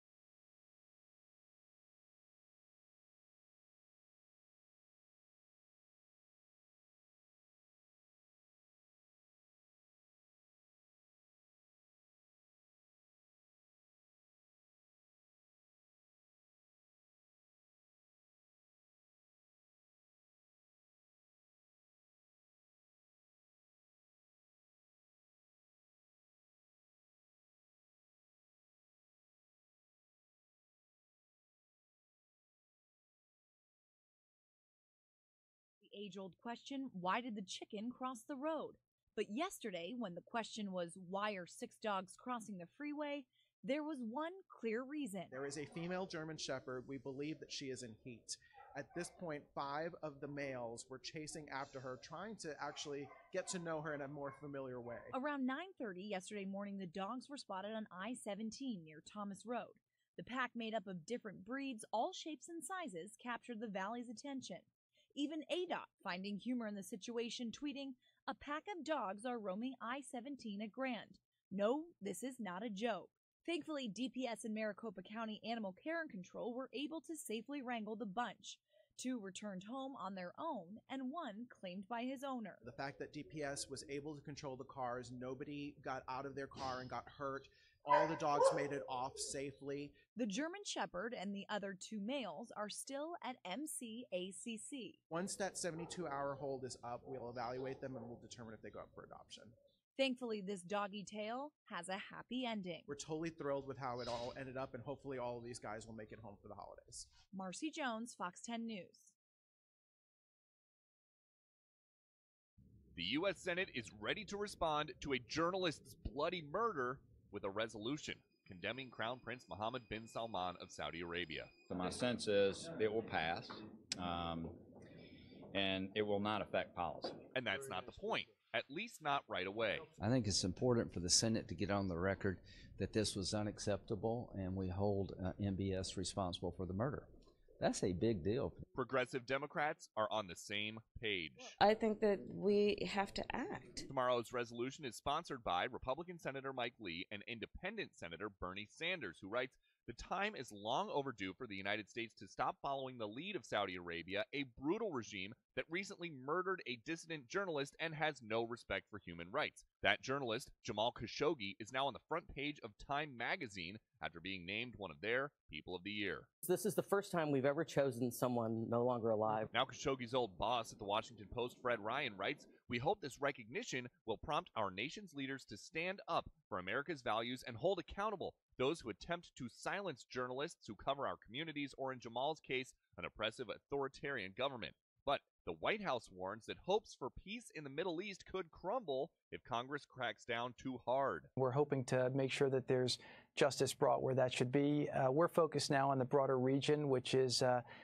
figuring out how to hopefully bring a deal together between the Israelis and the Palestinians. Outgoing Foreign Relations Committee Chairman Bob Corker just hopes whatever happens, happens before he retires. I think that Congress is going to deal with Saudi Arabia, and I want to be a part of that. Even though I'm leaving in a couple of weeks, I want to be a part of making sure that happens. Lawmakers are so eager to act here on the Senate side because the intelligence implicating certain Saudis in the murder is so strong. Now, House leaders want to see that intel. They're going to tomorrow morning, and then they will decide if they want to take further action. On Capitol Hill, Peter Ducey, Fox News. The Senate is about to take... According to a legal agreement reviewed by Fox News, Russian national Maria Butina will plead guilty to acting as an unregistered foreign agent for the Russian government. The deal includes a promise to cooperate, quote, in any and all matters the government deems relevant. The filing states, quote, Butina sought to establish unofficial lines of communications with Americans having power and influence over U.S. politics for the benefit of the Russian Federation. Prosecutors allege the 30-year-old targeted a gun rights organization, sources say is the National Rifle Association, along with an unidentified American. Sources say that American is a longtime Republican Party activist. Court papers indicate Butina set up a trip to Moscow for NRA members and so-called friendship dinners with those she believed, quote, would have the ear of the next U.S. presidential administration. The filing continues. She was introduced to influential members of political party one of whom announced his campaign to run for the presidency of the United States. The Butina case is separate from Special Counsel Robert Mueller's Russia investigation. Today, the Russian president said his spy chiefs know nothing about Butina. Quote, she risks 15 years in jail. For what? Putin said. I asked all the heads of our intelligence services what is going on. Nobody knows anything about her. And late today, a Kremlin aide reported Butina's father said she would never admit to crimes she did not commit.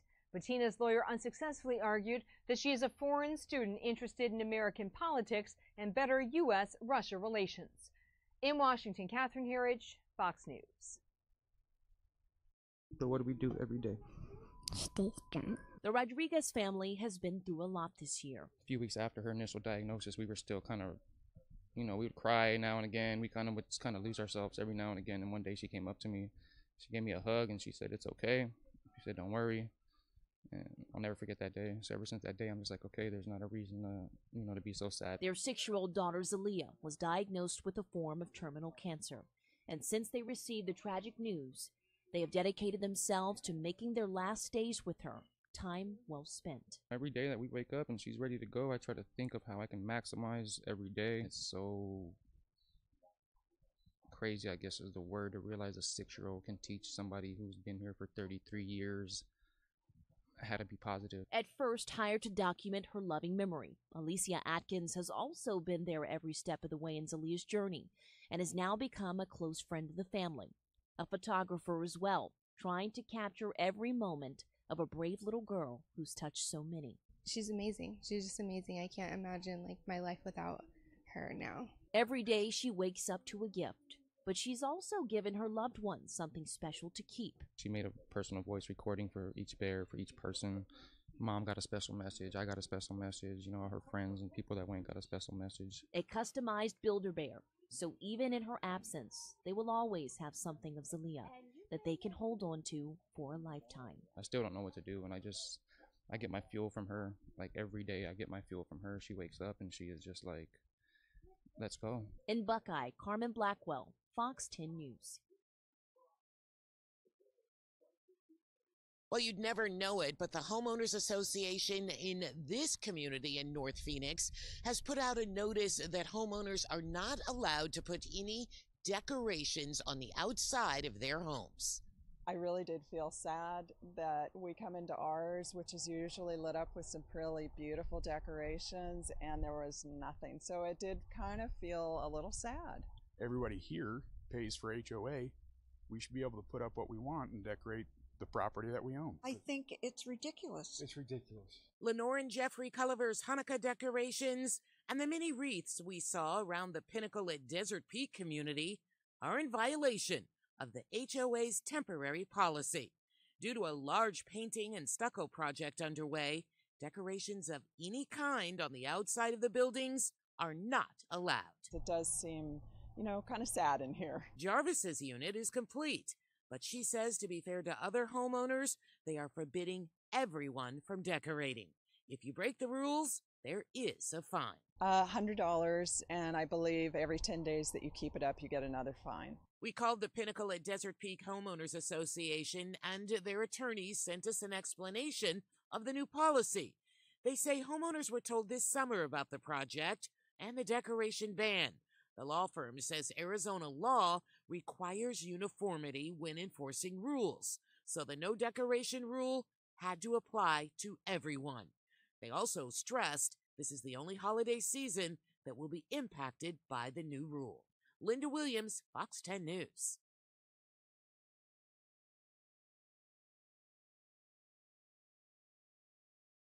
They may not be wrapped in holiday paper, but these pallets carry Christmas presents nonetheless, and they're all going to the good boys and girls of Micronesia.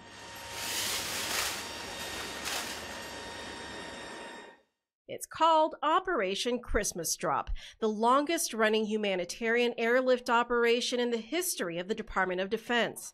Airmen from the 374th Airlift Wing out of Yokota Air Base in Japan play Santa once a year and take their C-130J Super Hercules for a sleigh ride across Micronesia to deliver presents. They take off from Guam's Andersen Air Force Base, and this year, we got to tag along for one of the first rides. Ongoing since 1952, we're about to hop on the C-130J for the 67th annual Operation Christmas Drop. Inside, close to a dozen pallets filled with food, water, clothes, blankets, gifts, and other needed supplies. As you can see, these pallets behind me will be dropped off to remote islands in the Pacific region. Today we'll be visiting some islands in Truth. These pallets will then be dropped off into the ocean with parachutes attached to them.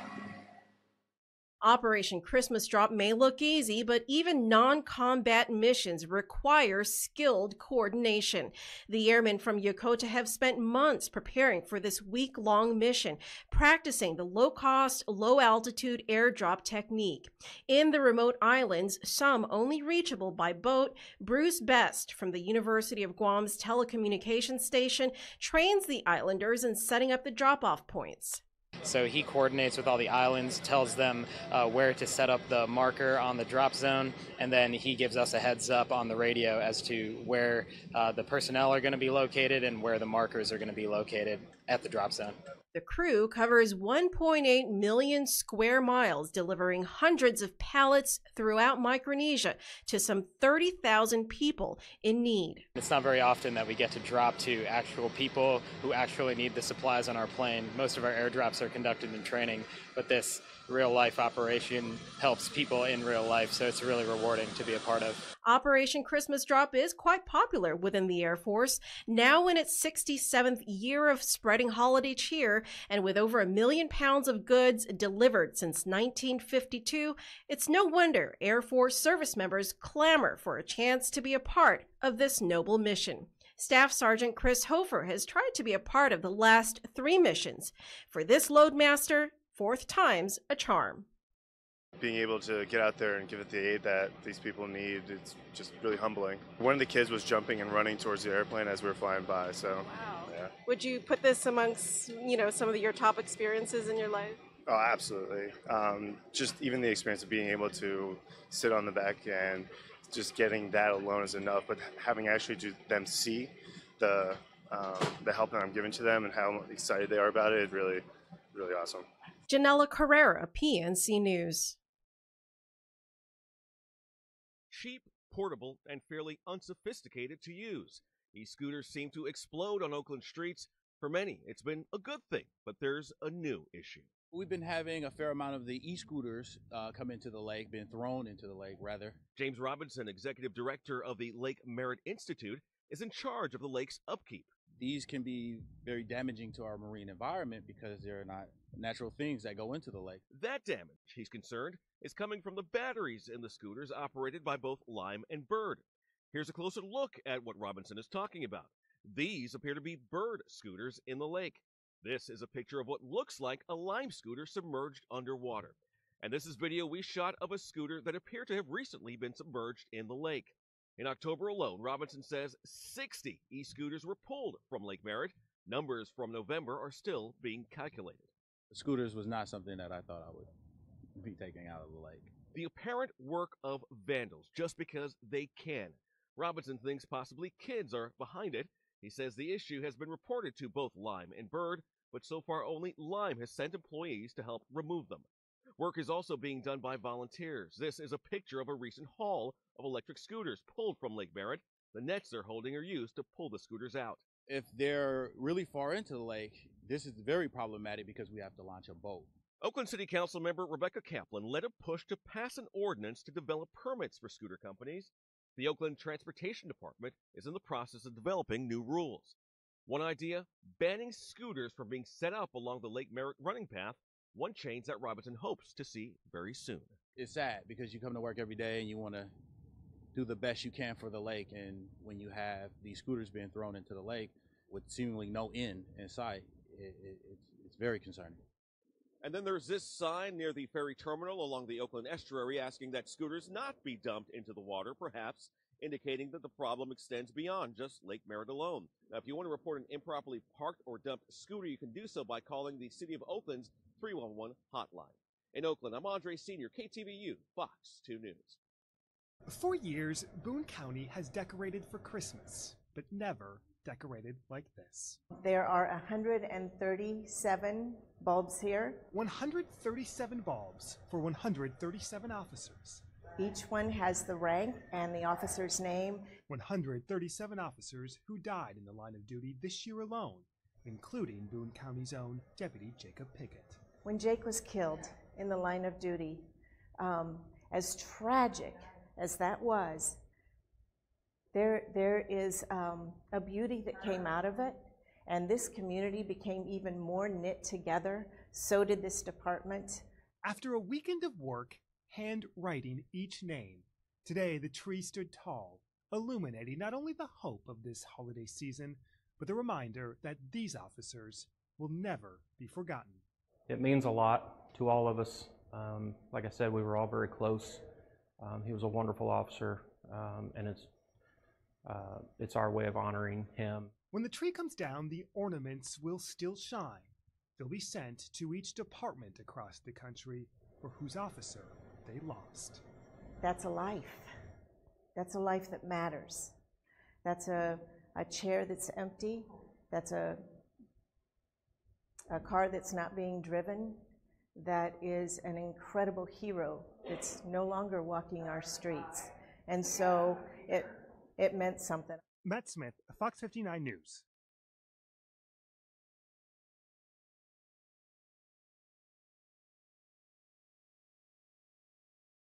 A world-famous Christmas market in France becoming a chaotic scene of gunfire late Tuesday evening, local time.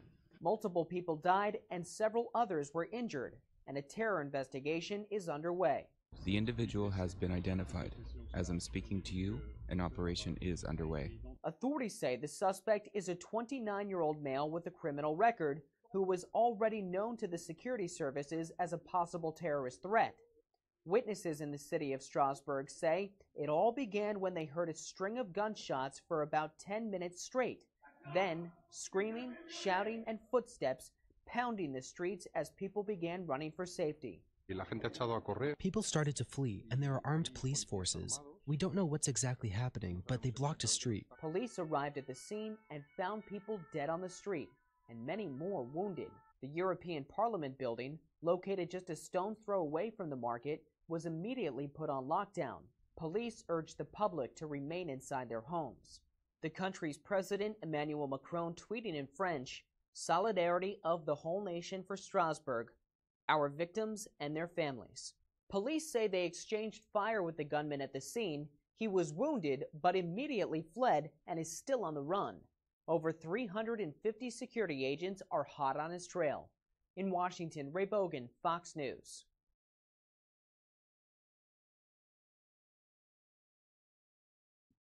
He shot multiple people around Strasbourg's Christmas market, got into an exchange of fire with police, was wounded, but he still managed to take off, leaving people trapped, the city on lockdown with people told to stay home, and those in the restaurants and theaters and even the European Parliament trapped where they were, ordered to stay put while the manhunt went on. It did not take long for police to treat this as a terrorist attack.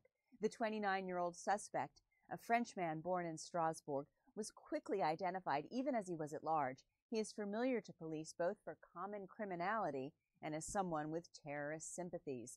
Police reportedly had gone to his home to arrest him in the morning of the attack, in connection with a robbery, but did not find him. He apparently escaped arrest.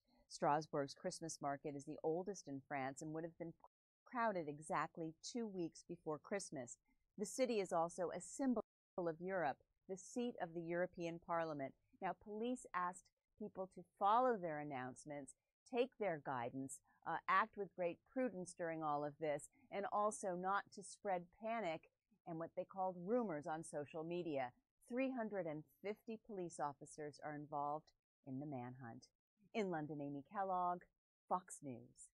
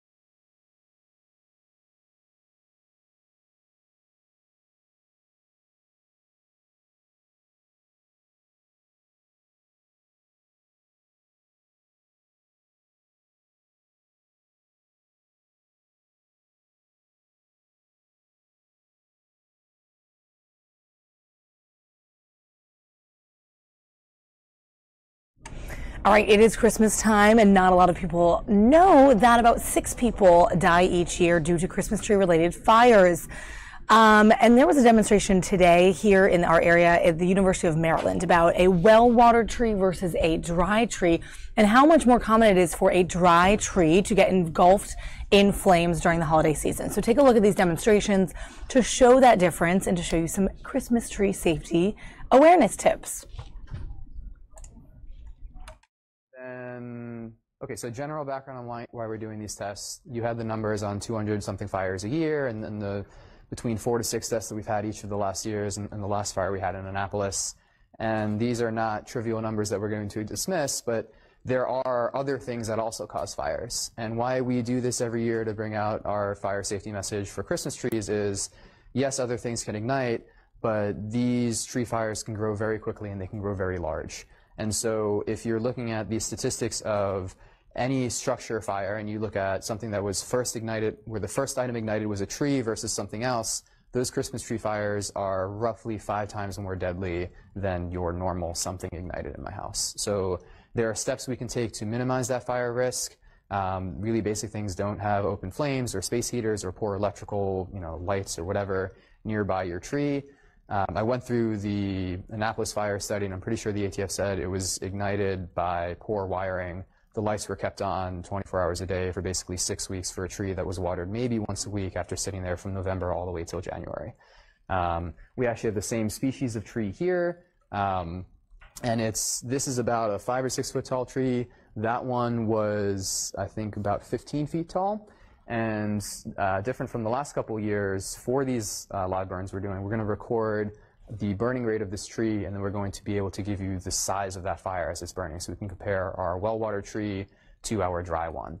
And for this one, and even our dry ones, you're looking at a tree that's maybe half or 30 or 40% of the physical size of that Annapolis fire, but the heat release rate of even our larger ones versus that Annapolis fire, it's like a factor of 4 or 5 difference. So the ones that we feel here, yeah, that was really big and it was hot and I'm 20 feet away. That larger tree was between 4 or 5 times larger in terms of the energy it was giving off. So what we have set up now, we have a pair of trees that we got 16 days ago. Home Depot was great, and they've been donating them every year for us. And so this one we've kept in a 5-gallon bucket of water, and we're going to try to light that one up, and then later we're going to take the tree that's just been sitting out dry for 2 weeks and see what's the difference on how quickly that ignites, how quickly that fire grows, and how large that fire is going to get. So we'll have a small, like, 1.5 wide pool fire that we're going to ignite, so a little flame that we're going to start at the base of the tree, and then we'll just watch how that spreads up and ignites this guy. When you say well-watered, how soon how long ago was it cut to when you Sure. get it from the lot and get it in your house and start watering it? So how long? As soon as you can, really. So I printed out a fact sheet that we can share with all of you guys. So the NFPA has a set of guidelines for here's our best practices for keeping your tree safe. And when you pick it up from the store, if you get it, you should trim between 1/2 inch and 2 inches. So like 1 inch off the bottom of the tree, bring it home, instantly put that into water, keep checking the level of water in the container to make sure that you actually always have water in there. And I know for the one that I have at home, that stand is half empty by the end of the day, so I'm filling it up every single day and I'm checking it. In this case, we just dumped it into a 5-gallon bucket, so we know that it's going to be well watered. And Isaac, the question I also have is, like, a lot of times you go to a Christmas tree stand and the trees have been sitting there probably without water for, are they inherently dangerous right when they come off the lot because they've been cut 2 weeks ago and have not been watered? I don't want to say that. I need to be cautious and say it is or not. But the longer it's sitting there, the more it's going to be drying out. So some of the things that you can look at if you're going there and saying, well, is this tree healthy or not? If you grab some of the branches and if you just pull on those pine needles and they come right off the branch, that's a sign that it's drying out. You can look at the color of the leaves, how flexible those branches are, and if it's reasonably pliable and it looks healthy and it's staying together, and if you can pick it up and kind of slam it down, it's not dropping needles all over the place, that's a sign of a healthier tree. But browning and crackling and things falling off, those are things you're going to be worried about. And I don't know how well Home Depot can tell you when exactly things were cut, but I find it amazing when you put your tree in initially in the first few days, it sucks up it water. soaks it right on up. So you got to really be watching it those first few days, right? Because it's just Absolutely, yeah. So if you're like, oh, I filled it up a couple of days ago, it's fine, it might be empty. And it'll depend on the species of tree, how large it is, the conditions of your room, like depending on your heating system, if it's really dry in your house or not, like all of that will affect how it dries out. But basically, bring it home, have it nicely cut, have it in water the whole time you have it, and once you see it drying out, just get it out of the house. And again, this is the well-watered tree. This is the well-watered tree. So to the best of our ability, we, Home Depot donated these. It's great. We bring it right from there. We toss it in a bucket, keep it in water the whole time, and then we'll try lighting it up. Cool. Mike, All can good? you say and spell your name for our viewers, please? Sure. My name is Isaac Leventon. That's ISAAC LEVENTON. And your title? Technically, I hate that question. So the title on my door says human because that's good enough for me. We can go with that. I got my PhD here. I'm a fire research scientist at the National Institute of Standards and Technology in the Fire Research Division there. There you go. Thank you. But that's like a whole thing, and it's like...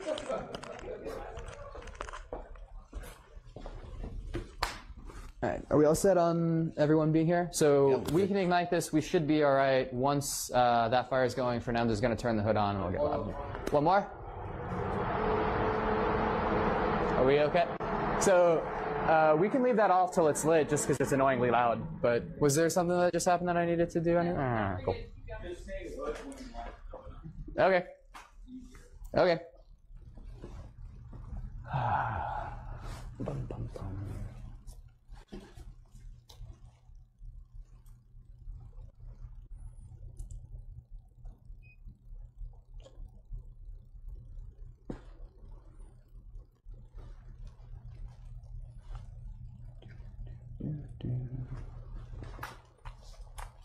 Alrighty. Cool. Good.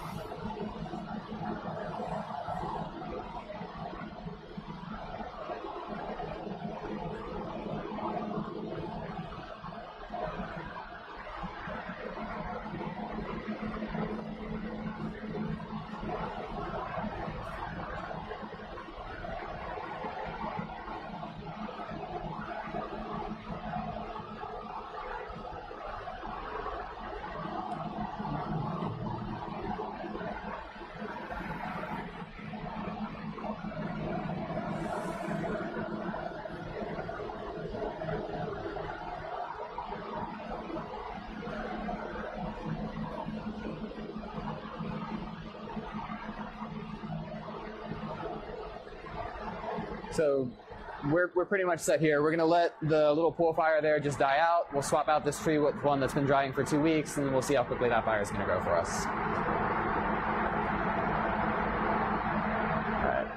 Do you want to stop this guy? Let's get a mass loss rate and then scale that up to heat release rate for this guy. It's going to be like 100 kilowatts, whatever it's going to be.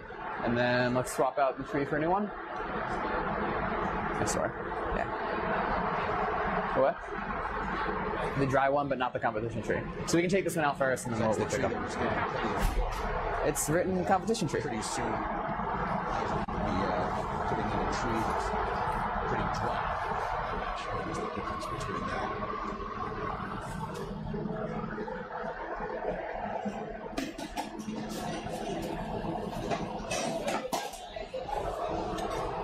I think there was something said. Is that loose?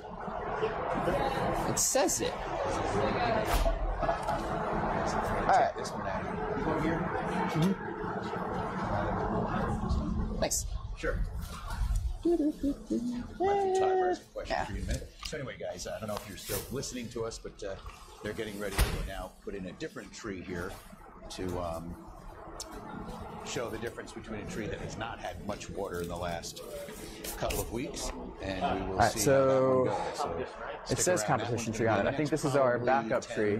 This, I think, is a regular guy because it's got a single strand, and this one is our competition tree. So that one we're going to next. Again, that'll be a tree Don't worry about it. It might be interesting. I know this is about Christmas tree here. The next tree. Some of the basic characteristics out of your way of here. what happens with trees. They're putting in the new this one. setting is, has some relevance to what happened in the wildfires. Sure. Should I throw that in, or just see? Do you want to pose it to them? Be like, we can talk about that if you want, or you might just mention it after you've said what you want to say about that. I'm just throwing should we be worried about mixing messages on this next one up? We can ask Isaac a question or two. There was a notable amount more of this thick black smoke that was coming off of that tinsel while it was burning. Yeah. Can I have a question? So for our viewers who are watching us live on air at 8:30 this morning, when you lit the branches, the wood, we know the smell of the artificial tree. That we don't know what that was. It put off a thick black cloud. Toxic smoke. That could be plastic, chemicals, right? It depends on what it's made of, what's going to come off of there. But for sure, that distinct smell that you got, you're going to get that from PVC when it's burning. So I won't go heavily into these are all the species coming off of there. I'm not a toxicologist, so I'll be cautious there. But definitely there are known species that we would be worried about from certain plastics that are going to be burning. And I did try a couple nights ago, I just went through big box retailer and said, well, all the trees you have, trying to figure out what it was actually made of. For the most part, it's not listed. For the ones that I did find, here's the material it's made out of. I'm like, yep, when that burns, it's not good. And you would think that, sort of like his pajamas, Christmas trees would be made so that they wouldn't easily burn because there's electricity on, lights on them. It's not the same condition as a dry, real tree, natural tree. Right. But, I mean, we saw it. That went up pretty quickly. Yeah, so that one, the branch of that artificial tree. For the dry, okay, so that one, for the artificial that one tree. burns kind of melted. It definitely degraded very quickly. If you remember that one, so yeah, we got a lot of thick black smoke that came off right away, but the actual size of the fire it supported wasn't as bad. So, again, I can't speak for all artificial trees out there, but many of them will get a UL certificate, like when you get your electrical plug and it said this has this rating. I went through that test standard for the tree, and with a certain size burner, it says, well, the size of this tree fire won't be above 100 kilowatts. We measure fire size in terms of heat release rate. Heat release rate is watts, so energy per second.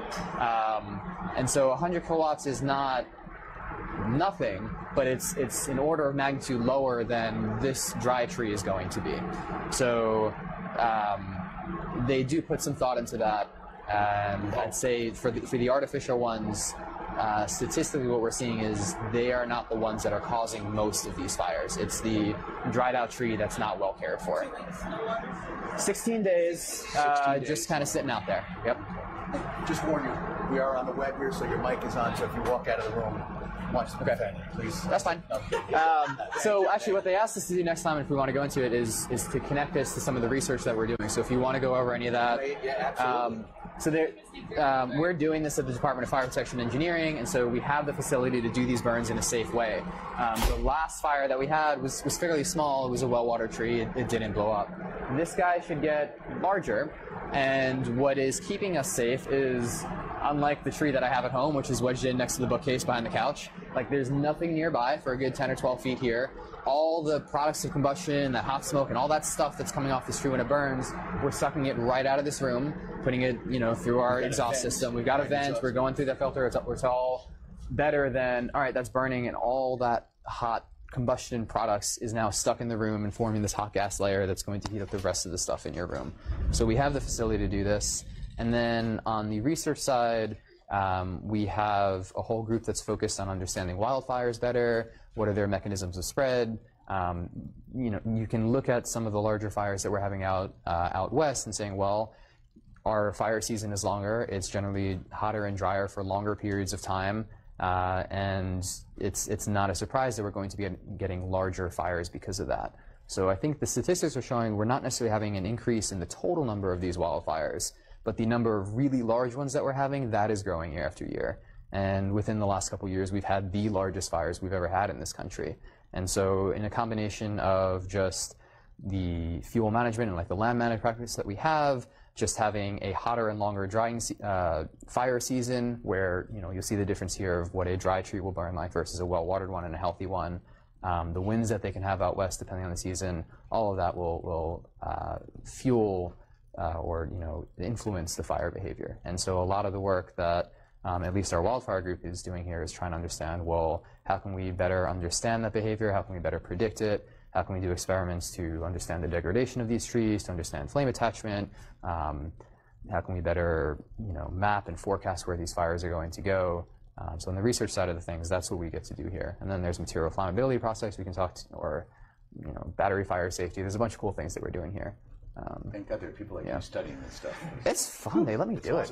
Hey, one of your colleagues here mentioned that you put it out to people around the world. Like, do you want to guess? Oh, like, yeah. This is kind of like an educational process. There are no students in this classroom, this lab here, but you're engaging with people around the world on this? Yes. These experiments? So we have the live burns that we're going to do for you and everyone who's watching, so we can see dry versus well-watered tree. How is that going to behave? And then about a week ago, I sent out messages to people I know in fire research groups and labs and universities and government labs all around the world, the ones that I know, and said, hey, this is the 5th year in a row we're doing this. We're going to have a competition to predict the burning behavior of this tree. So basically, how quickly will it grow to its peak size? How large will that fire be? What's the total duration of burning? What's the shape of that growth profile? And so we spread the word out. They shared it with people that they knew, and as of last night, we had submissions from at least 14 different countries. We had 100 different people and probably 20 different labs who have said, yeah, we're going to be part of this. We've got, at least on the counts on social media that we see just looking at the event, we've got thousands of people that tuned in. So we get to highlight, yeah, there's, we're fire research scientists. Let's do some, inside of, we know the size of the tree, how big it is, how we're igniting. We can get a reasonable guess at how it's going to grow. We'll make a competition out of it. And from there, we can share that fire safety message of, hey, this is a lot of fun, but let's water our trees. If you're going to have one, we can be safe with it. Yeah. Okay. Thank you. Where are we time-wise on lighting? Oh, we got 10 minutes, so we don't have to do anything for a bit. All right, so let's decorate the tree. We could do that, yeah. I think Good Morning America came in, and they were like, oh, we got to get boxes and tinsel and all. And we did it, but it didn't change the burning behavior. We just got a lot more smoke. Yeah, you don't need a thing, but just... Yeah. So, Thank you. Yep. Thank you very I'm going to much. check the little tray that we have there. If you guys have any questions, let me know. Throw them at them.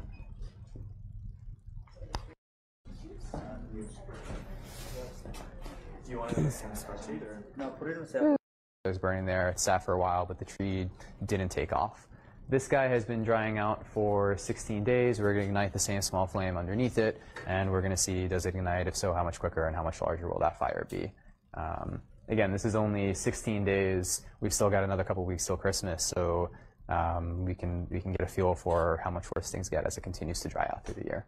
So we're about good to go if we're all good on that end. Keep those off until you actually see it catching. And,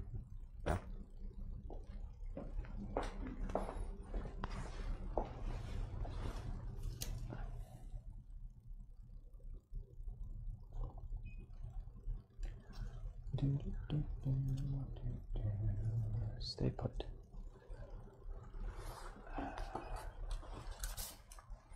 All right, ready to go.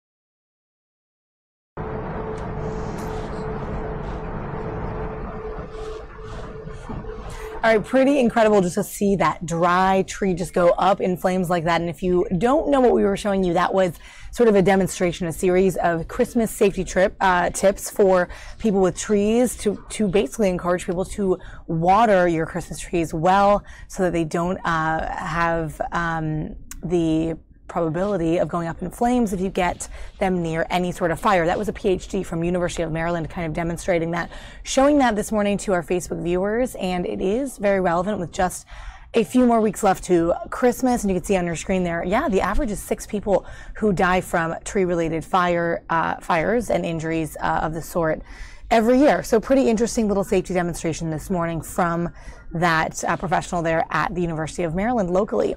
Well, if you're on with us, I hope that you've been enjoying our stream today. We had a lot of good stuff at the beginning with the breaking news about Michael Cohen, the ex-Trump lawyer in New York, facing now 3 years in prison. And we'll have more information on that as we go into our evening broadcast. You can catch them right here if you're on our website, fox5dc.com, you can catch them on our digital platforms this evening and into tomorrow as we continue to cover this story. So stay on with us and follow us at Fox5DC on all platforms. We're going to be back with you guys tomorrow for more stream here on YouTube. So catch us here for all of your live stream needs. We'll see you then.